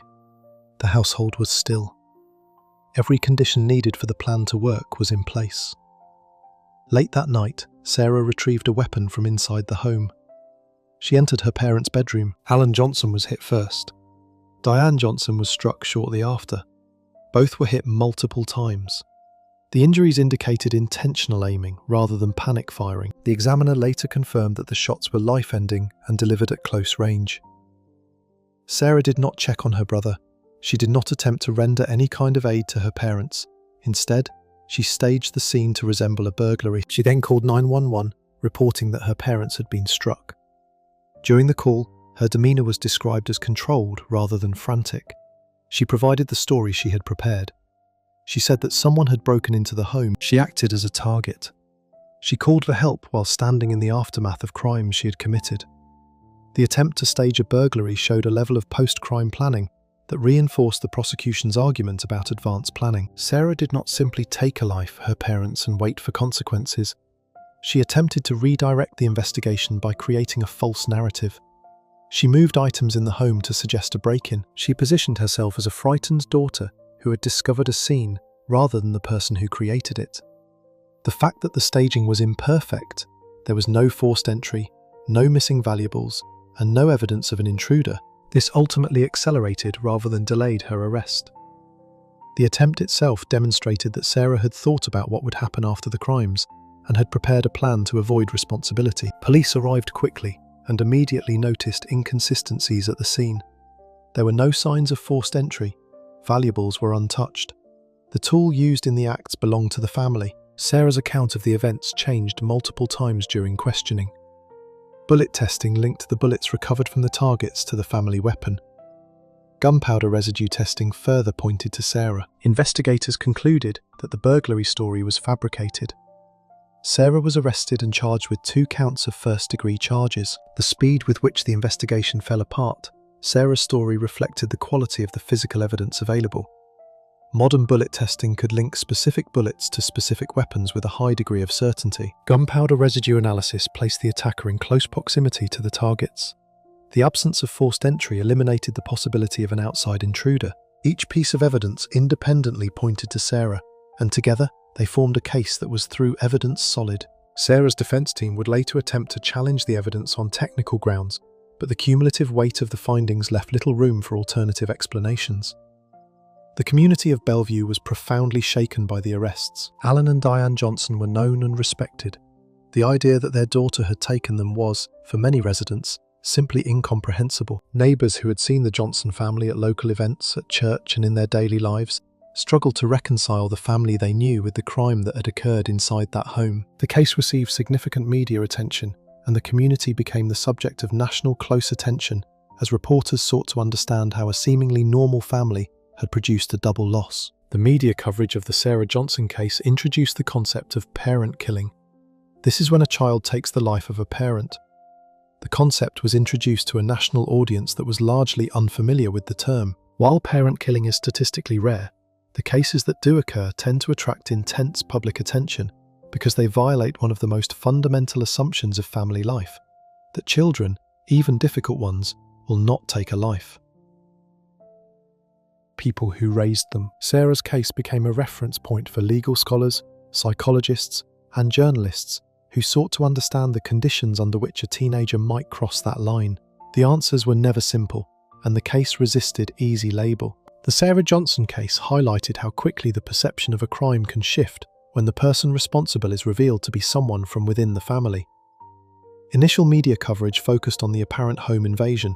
Community members expressed outrage at the idea of dangerous intruders targeting a respected family. When Sarah was identified as the person responsible, the narrative changed entirely. The community's anger redirected from an unknown assailant to a daughter who had betrayed the most fundamental obligations of family. That shift in narrative. It went from external threat to internal betrayal. This is a recurring feature of parent-killing cases, and it amplifies the emotional impact of the crime in ways that other homicides do not.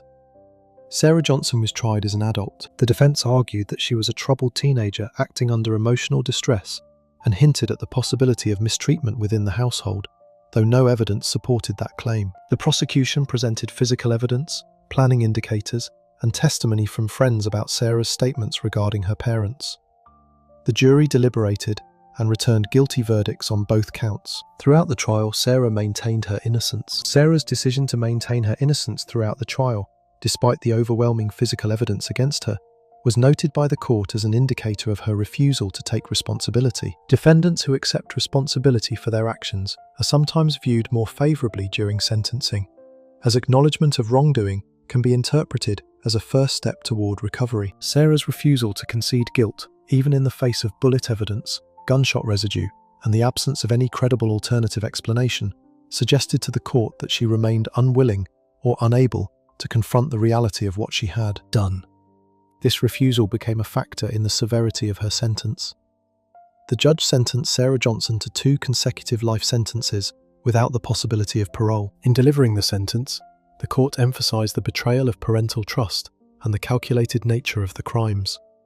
Impact statements from the family described the devastation left behind. This was especially true for Sarah's younger brother, who lost both parents and the sister in a single night. He was left orphaned not by tragedy alone, but by the intentional actions of his own sibling. Appeals were filed and denied. Sarah Johnson remains in prison in Idaho's prison system and is ineligible for parole. The case is frequently cited in legal discussions about juvenile sentencing and parent killing. It stands as a stark example of how entitlement and resentment, when combined with opportunity and access to weapons, can lead to irreversible harm, even within seemingly stable families. The Johnson case also raised critical questions about the role of weapons in domestic parent killing. Alan and Diane Johnson owned weapons as part of their rural Idaho lifestyle. The tools were accessible within the home. Sarah knew where they were and how to use them. Had the weapons been stored differently, locked, separated from rounds, or removed from the home during a period of family conflict? This outcome might have been different. The case became part of a broader national discussion about responsible weapon storage, particularly in homes where teenagers are exhibiting signs of resentment, defiance, or emotional instability. Access to deadly means does not cause harm, but it dramatically increases the likelihood that harm, once decided upon, will end in loss of life. If you're still watching at this point, make sure you're subscribed. We cover cases like this every week, and your support helps us keep going. Sarah Johnson aimed at 2 specific targets inside her own home, but the next teenage girl aimed at an entire schoolyard full of strangers. When asked why, she gave an answer no one has ever forgotten. Case 8. Brenda Spencer. Brenda Ann Spencer was 16 years old when she carried out an attack outside Grover Cleveland Elementary School in San Diego, California, on January 29, 1979. From the window of her home directly across the street, Spencer opened fire on children and staff as they arrived for the school day. 2 adults were taken. They were Principal Burton Ragg and custodian Mike Suchar. 9 others, most of them children, were hurt. The attack did not stem from an immediate conflict or a breakdown at school. It was an intentional, ambush-style attack committed from a place of safety, with advance access to a weapon and rounds. When asked why she did it, Spencer gave an answer that would become one of the most widely quoted statements in criminal history. She said she did not like Mondays. As a result, Spencer was sentenced to 25 years to life. Decades later, she remains in prison after multiple parole denials. Authorities have consistently cited a lack of insight, accountability, and credible recovery as reasons for keeping her imprisoned. The case is historically significant as one of the first modern school shootings. It also serves as an example of teenage actions driven by alienation and cruelty rather than reason to act. Brenda Spencer's childhood was marked by instability, neglect, and isolation. Her parents were divorced, and she lived with her father in a small home directly across from the elementary school. Neighbours described the household as chaotic. Spencer had little supervision and few boundaries. Academically, she struggled. She had a history of truancy, behavioural issues, and was known to be withdrawn and angry.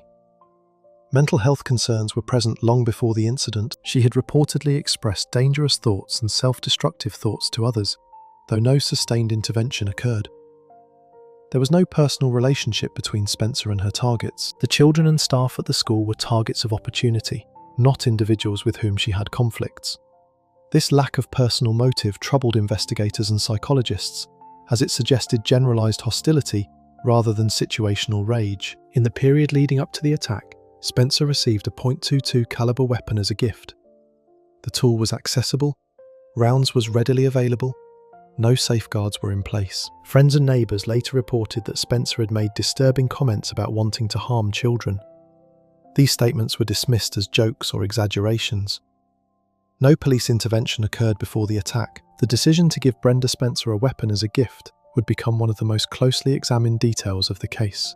A teenager with documented emotional problems, dangerous statements, and social isolation received a deadly tool with no oversight, no training requirements, and no restrictions on access. The weapon sat in her home, loaded and available, in a house where supervision was minimal and boundaries were absent. The combination of access, isolation, and untreated mental issues created a coming together of risk factors that, in retrospect, made the incident almost foreseeable.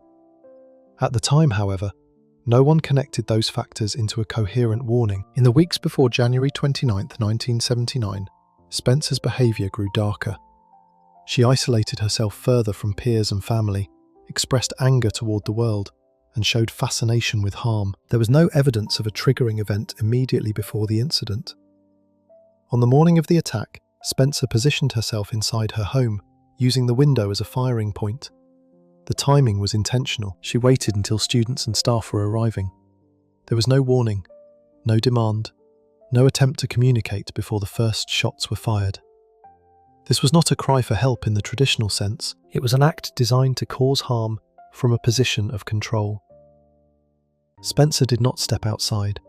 She did not confront anyone face to face. She fired from behind a wall, at a distance, targeting people who had no idea they were in danger. As the school day began, Spencer opened fire. She struck indiscriminately at children and adults on the playground and walkways. Principal Burton Ragg was taken while attempting to help students reach safety. Custodian Mike Suchar was also struck and lost his life. Several children were hurt, some seriously. The incident lasted several minutes. Law enforcement responded quickly, but Spencer remained inside her home, continuing to fire intermittently. After police arrived and surrounded the home, Spencer barricaded herself inside. A standoff began that would last 6 hours. During negotiations, Spencer made casual, unsettling remarks, including her now infamous statement about not liking Mondays. Her tone during the standoff was described as flat and detached. Eventually, she surrendered without further harm. The scene left the community traumatized. The school had turned into a scene of tragedy. Children were hurt, 2 adults were gone, and a 16-year-old in custody.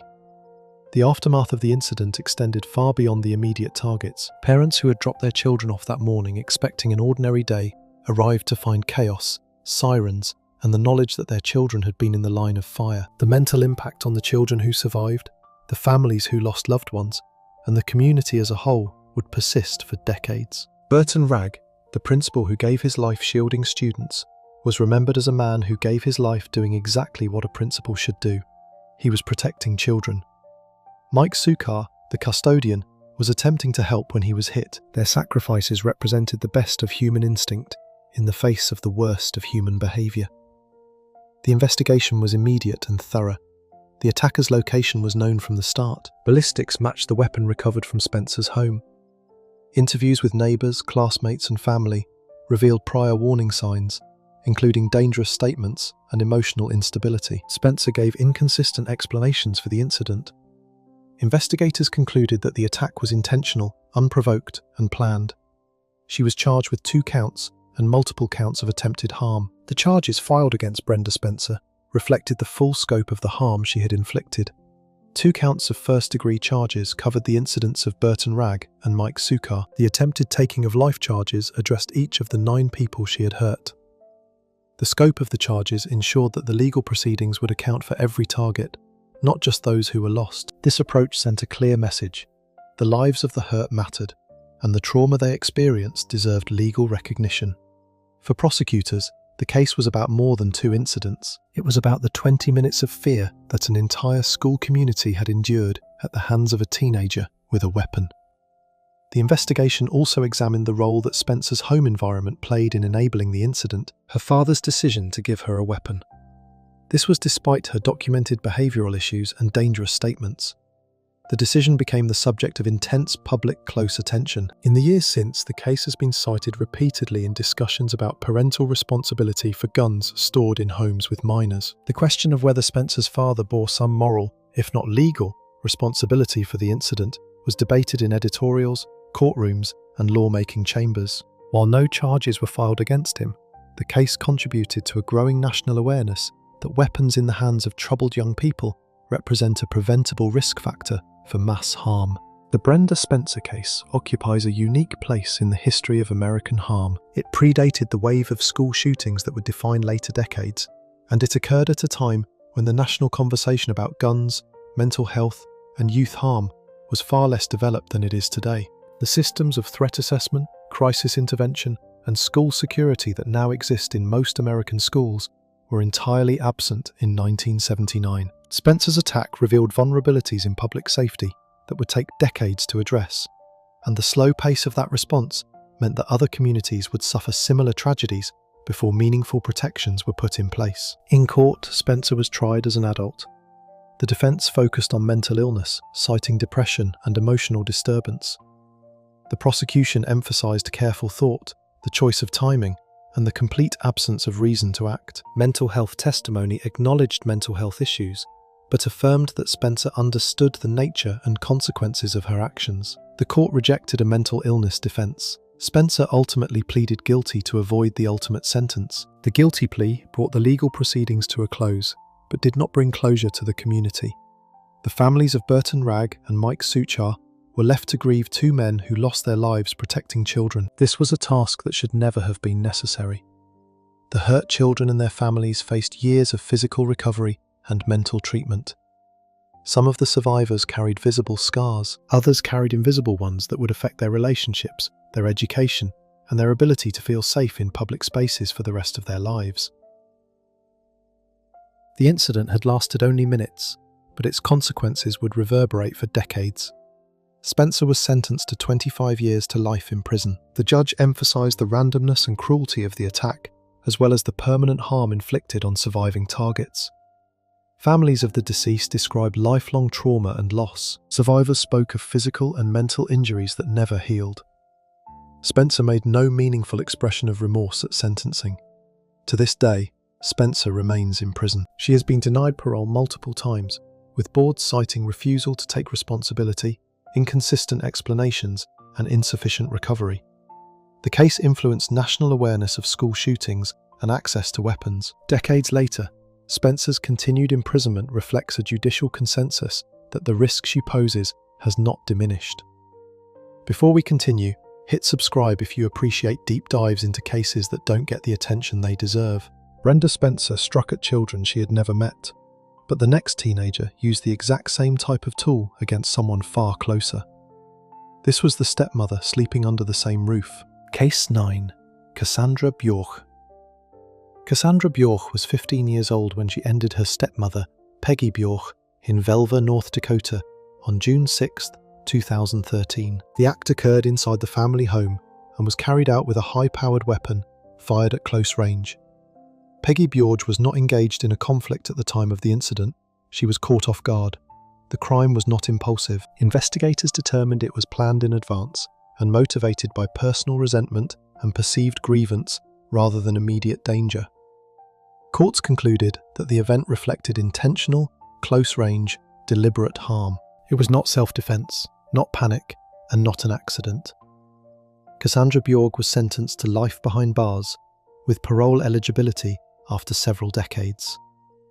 This was the harshest sentence available under North Dakota law for a juvenile at the time. The case stands out for its coldness, the absence of reason to act, and the age of the person responsible. A teenage daughter turning on a parental figure in the home where she lived. Cassandra Bjork lived with her father and stepmother in a small North Dakota community. From the outside, the family appeared functional. There were no police reports of domestic harm, no restraining orders, and no active child protection cases. However, relationships inside the household were strained. Cassandra reportedly harbored resentment toward her stepmother. Friends later stated that she felt controlled, misunderstood, and angry about household rules and discipline. Peggy Bjork was described by community members as responsible and involved. She was not known to be harmful or dangerous. There was no evidence of physical harm inflicted on Cassandra by Peggy. Cassandra's emotional state in the months before the act showed signs of withdrawal and hostility, but these were dismissed as typical teenage frustration. She expressed anger toward authority figures and frustration with her home life. These sentiments were voiced casually and not treated as indicators of imminent harm. There were no prior police calls related to threats or assaults. No one believed Cassandra was capable of doing something like that. The relationship dynamic was defined by resentment without intervention. This was a dangerous combination when paired with access to guns. The presence of guns in the Bjork household was not unusual for rural North Dakota. Many families in the region owned rifles for hunting, sport, and property protection. Cassandra's familiarity with the tools was a product of her environment. She knew where they were kept, how they functioned, and how to load and fire them. That knowledge, combined with her resentment toward her stepmother, created a situation where the means of harm were constantly accessible, and the emotional motivation to use them was growing stronger by the day. In communities where weapons are a standard part of daily life, the risk of domestic harm involving those tools is elevated whenever emotional tensions are present within the household. In the days leading up to the crime, Cassandra's anger intensified. Investigators later concluded she had formed the intent to take a life, well before the incident occurred. She had access to guns in the home and knew how to use them. There was no forced entry, no struggle for a tool, and no emergency scenario. On the day of the crime, Cassandra waited until Peggy was in a vulnerable position. There was no heated argument immediately beforehand. Cassandra later attempted to explain the incident as an accident. She claimed the weapon discharged unintentionally. That explanation would not withstand a closer look. Peggy Bjork was hit multiple times with a weapon from inside the home. The path of the bullets, the distance from which they were fired, and the injury patterns all demonstrated intentional aiming. There were no signs of defensive action by Peggy. She was not attacking Cassandra. She was not armed. After the incident, Cassandra did not immediately seek help. Her actions suggested awareness of wrongdoing, rather than confusion or panic. The official who examined the evidence concluded that Peggy passed quickly from the injuries from the shots, but the injuries were consistent with purposeful carrying out, not accidental discharge. Authorities were alerted to the incident and arrived to find Peggy deceased inside the home. Cassandra was present at the scene. During questioning, Cassandra gave statements that conflicted with the physical evidence. Investigators noted inconsistencies in her explanation of how the weapon was handled. Bullet testing confirmed that the weapon was fired intentionally. Gunpowder residue analysis further supported the conclusion that this was not an accident. As evidence mounted, Cassandra's claim collapsed. she was arrested and charged. Cassandra was tried as an adult under North Dakota law due to the severity of the offense. The defense argued immaturity and emotional distress. The prosecution presented physical evidence, motive indicators, and planning behavior. The jury rejected the accidental incident claim and found Cassandra found responsible. Her age was considered at sentencing, but did not outweigh the gravity of the crime. The sentencing hearing for Cassandra Bjorg addressed the tension that exists in every juvenile crime case between the person responsible's youth and the severity of the crime. Defense attorneys argued that Cassandra's brain was still developing, that her judgment was impaired by teenage years, and that her actions did not reflect who she would become as an adult. Prosecutors countered that the crime was too intentional, too calculated, and too cold to be attributed to immaturity alone. The judge ultimately sided with the prosecution's framing, concluding that the planned in advance nature of the act and the close-range deliberate method demanded a sentence that reflected the seriousness of the act rather than the age of the person who committed it. Cassandra Bjorg was sentenced to life behind bars with parole eligibility after several decades. The judge emphasized the intentional nature of the act, the use of a weapon against an unarmed target, and the betrayal of familial trust. Impact statements from the family described Peggy Bjorg as a loved wife, stepmother, and community member. What happened to her left a permanent void. Appeals did not overturn the sentence. Cassandra Bjorg remains in prison in the North Dakota Department of Corrections. While parole eligibility exists in theory, release would require demonstrating profound recovery and a complete lack of risk. These are standards that experts consider difficult to meet. The case is often cited in discussions about juvenile sentencing, access to weapons in the home, and parent killing involving step-parents. The burden of proof for parole in cases involving planned in advance crime of a family member is particularly high. Parole boards must weigh the person responsible's behaviour during imprisonment, their participation in recovery-focused programs, their demonstrated understanding of their crime, and the assessed risk of reoffending. In cases of parent killing, the relationship between the person responsible and the target adds an additional layer of close attention. The violation of familial trust is viewed as a worsening factor that complicates the case for release. For Cassandra Bjorg, meeting these standards would require not only a clean disciplinary record, but also credible evidence of genuine transformation. This standard is subjective, evolving, and rarely satisfied in cases of this nature. For the Bjorga family and the Velva community, the aftermath of what happened to Peggy was defined by absence. Peggy had been a presence in the community. She was a known face at local events, a reliable neighbour, and a woman who had stepped into the difficult role of stepmother with responsibility and care. What happened left a gap that could not be filled. The family members who testified at Cassandra's sentencing spoke not only about who Peggy was, but about who she would have become. They spoke about the milestones she would have celebrated, the relationships she would have deepened, and the life she would have continued to build had it not been taken from her. The Bjorg case ultimately stands as a testament to the devastating consequences that can occur when teenage resentment meets unrestricted access to deadly tools within a home. Every element that contributed to what happened to Peggy was avoidable. The resentment could have been addressed through counselling. The weapons could have been secured or removed during a period of family tension.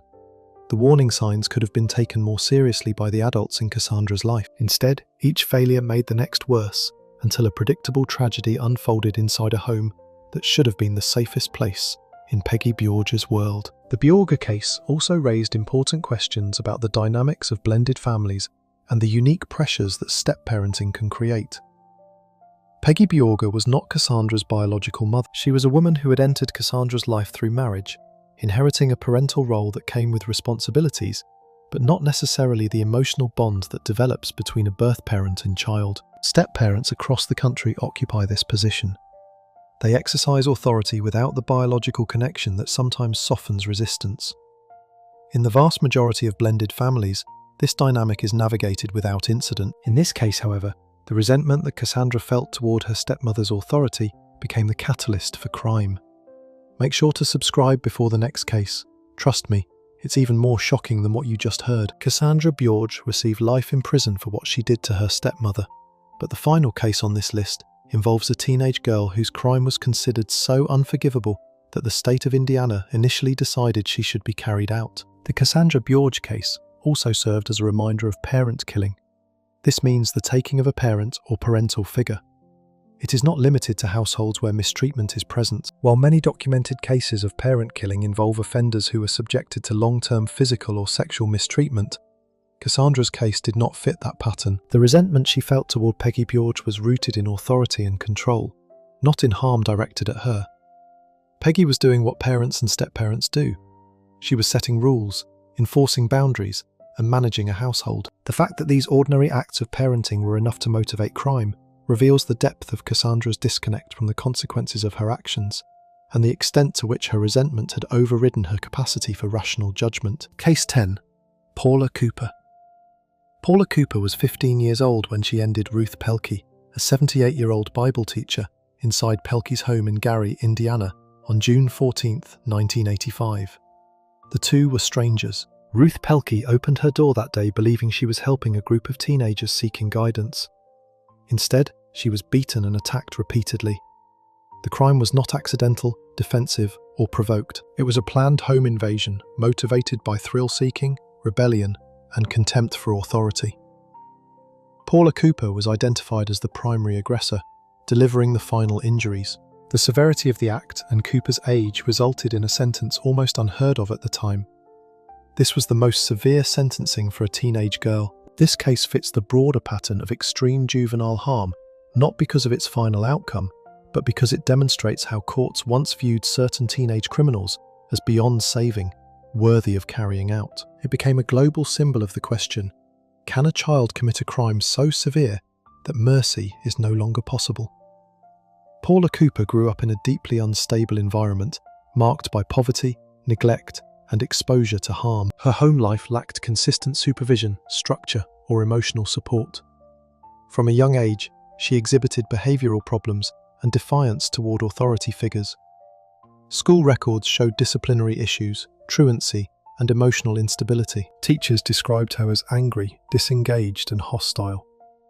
There were no meaningful interventions put in place to address these issues. The systems that should have caught her failed to do so, and by the time she carried out the act, she had already fallen through every safety net that existed.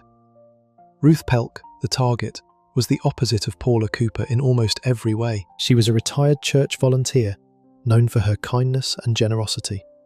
She regularly welcomed young people into her home for Bible study and mentorship. She had no connection to Paula Cooper prior to the crime. The relationship between offender and target was purely based on opportunity. Ruth Pelkey represented vulnerability, trust, and moral authority. These are traits that prosecutors would later cite as part of the motive for the attack. Paula and her accomplices discussed breaking into a home. The choice of Ruth Pelkey's house was not random. It was selected because it appeared safe, accessible, and unguarded. No one intervened before the crime occurred. The absence of intervention in Paula Cooper's life extended back years before the crime. She had been failed by every institution designed to protect children and redirect troubled youth. Schools documented her behavioral problems, but did not connect her to sustained counseling or mentorship. Social services were aware of her living conditions, but did not remove her from the home or provide meaningful support. Law enforcement had not been involved because no criminal act had yet been committed. By the time Paula Cooper took Ruth Pelk, she had already spent years living without the guardrails that might have redirected her path. The systems designed to prevent exactly this kind of outcome had all failed, quietly and at the same time. In the days leading up to the crime, Paula Cooper and her accomplices discussed committing a dangerous act. The conversations revealed curiosity about harm, rather than desperation or material need. There was no evidence of substance use impairing judgment. The planning was crude, but intentional. On the day of the crime, the group approached Ruth Pelkey's home under the guise of seeking religious advice. Ruth invited them inside. She welcomed them because that was who she was. This was a woman who spent her life opening her door to young people. Paula later admitted she felt anger toward religious figures and authority in general. Investigators would argue that the crime carried symbolic weight. This was an attack on perceived moral judgment. There was no argument, no conflict, no increase before the attack began. Once inside the home, the plan moved forward without hesitation. After entering the home, the group turned on Ruth Pelk. She was beaten, knocked to the floor, and attacked repeatedly with a sharp object. The official who examined the evidence confirmed multiple injuries from a sharp object, including serious injuries inflicted with significant force. Paula Cooper was identified as the person who delivered the final injuries. The attack was dangerous, sustained, and intentional. Ruth Pelkey attempted to defend herself but was overwhelmed. She was 78 years old. She had no chance. After the crime, the person responsible fled the scene, leaving Ruth alone in the home where she had invited them in. The severity shocked investigators. It was not only because of the target's age and vulnerability, but because of the lack of hesitation shown by a 15-year-old girl. There was no remorse at the scene. There was no panic. The group left and went about their evening. The scene investigation revealed the full extent of Ruth Pelkey's suffering. She had been struck repeatedly before the attack began. The injuries showed defensive posturing. She had raised her arms to protect herself.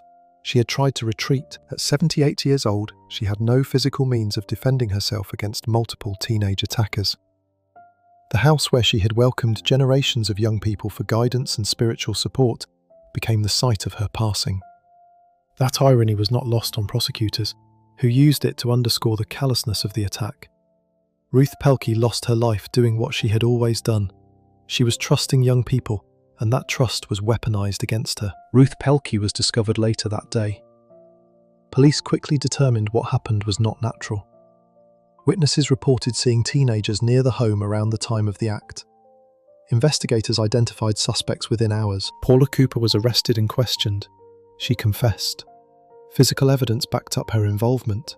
The confession left little doubt about her role as the primary aggressor. She was charged, robbery, and related offences. Paula Cooper was tried as an adult. The prosecution emphasised advanced planning, her leadership role among the group, the extreme actions used, and the complete lack of reason to act by the target. The defence argued youth, trauma, and immaturity as lessening factors. The jury convicted Paula Cooper and given her the ultimate sentence. This made her the youngest person on the most severe sentencing in the United States at the time. International outrage followed. Religious leaders, human rights groups, and even members of the target's own family publicly opposed her carrying out. The case became a flashpoint in global debates about juvenile justice. The idea that a 15-year-old could be carried out by the state provoked condemnation from governments, organisations, and individuals worldwide. The international response to Paula Cooper's ultimate sentence was never before seen in the history of American juvenile justice. Pope John Paul II intervened personally, appealing for mercy. Amnesty International launched a campaign. Millions of signatures were collected worldwide, calling for the sentence to be overturned. The case forced Americans to confront a question that many had never considered: whether a society that executes children can legitimately claim moral authority. The debate was not abstract. It centered on a specific 15-year-old girl sitting on the most severe sentencing, and it demanded a specific answer. Despite the ultimate sentence, Ruth Pelkey's grandson publicly called for mercy. He stated that carrying out would not honor his grandmother's values. Ruth had spent her life extending kindness, and her grandson believed that giving a child the ultimate sentence went against everything she stood for. Years of appeals followed. Eventually, Paula Cooper's sentence was reduced to life behind bars without parole. The court acknowledged evolving standards regarding juvenile punishment, recognizing that sentencing a child to that fate was increasingly viewed as incompatible with contemporary legal and moral principles. The reduction of Paula Cooper's ultimate sentence was the result of years of legal advocacy, political pressure, and shifts in public opinion about juvenile justice. The process was not swift or simple. Multiple appeals were filed, legal arguments were presented to higher courts. The case was cited in briefs submitted to the United States Supreme Court in cases involving juvenile sentencing. Over time, the legal consensus shifted. The idea that a 15-year-old could be carried out became increasingly impossible to defend, as research on teenage brain development demonstrated that teenagers lack the same capacity for judgment, impulse control, and moral reasoning as adults. Paula Cooper's case was not the only factor in this shift, but it was one of the most visible and emotionally powerful examples. After decades in prison, Paula Cooper was released in 2013, following resentencing under new juvenile sentencing standards. Her case became a cornerstone in debates about the juvenile, the ultimate sentence, life without parole for minors, and the balance between recovery and punishment. While she ultimately left prison, the justice system originally intended her to spend her life there. This was a testament to how extreme her crime was perceived to be. Paula Cooper's case did not end the debate about juvenile harm. It sharpened it. The question of whether some crimes committed by children are so severe that they erase the possibility of redemption remains unanswered. Across these 10 cases, a pattern emerges. These were not crimes of survival. They were not acts of self-defense. They were calculated, intentional decisions made by teenage daughters who chose harm over every other option available to them. Some went after strangers. Some went after friends. Some went after family. In each case, the justice system concluded that the crime was severe enough to warrant sentences that would define the rest of their lives. Whether any of them will ever leave prison remains, in most cases, uncertain. What is certain is that the damage they caused is permanent. The lives they destroyed can never be restored. Paula Cooper's eventual release in 2013 did not end the controversy surrounding her case. Some viewed her release as a triumph of the juvenile justice reform movement, proof that even the most serious criminals can recover and return into society. Others viewed it as a failure of responsibility. They saw it as an outcome that minimized the severity of what she had done to Ruth Pelk. The tension between these perspectives reflects a fundamental disagreement about the purpose of imprisonment, whether it exists primarily to punish, to protect the public, or to rehabilitate the person responsible. Paula Cooper's case did not resolve that disagreement. It embodied it.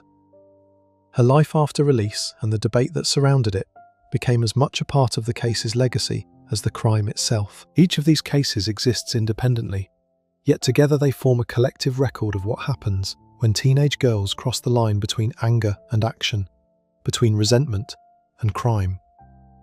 The motives varied: curiosity, jealousy, entitlement, control, thrill-seeking, and alienation all played roles in different cases.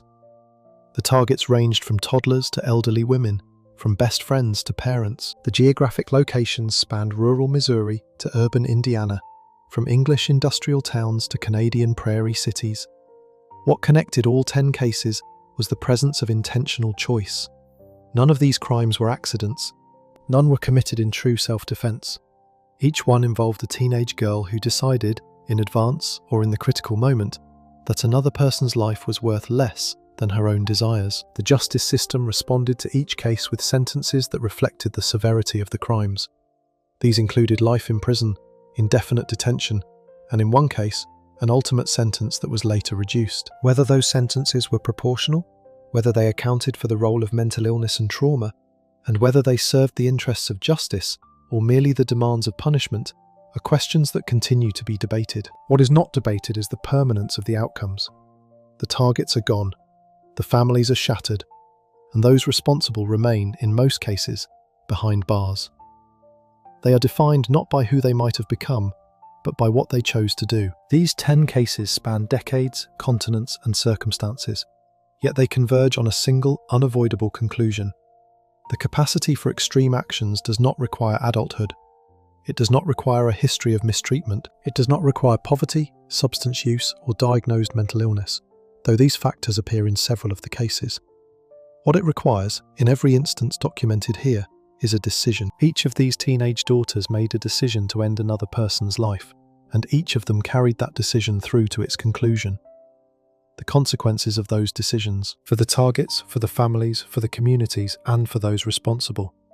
The consequences are permanent, irreversible, and beyond the reach of any sentence to fully address. If you enjoyed this deep dive into evil teenager daughters who will never leave prison, make sure to subscribe. I'll see you in the next video.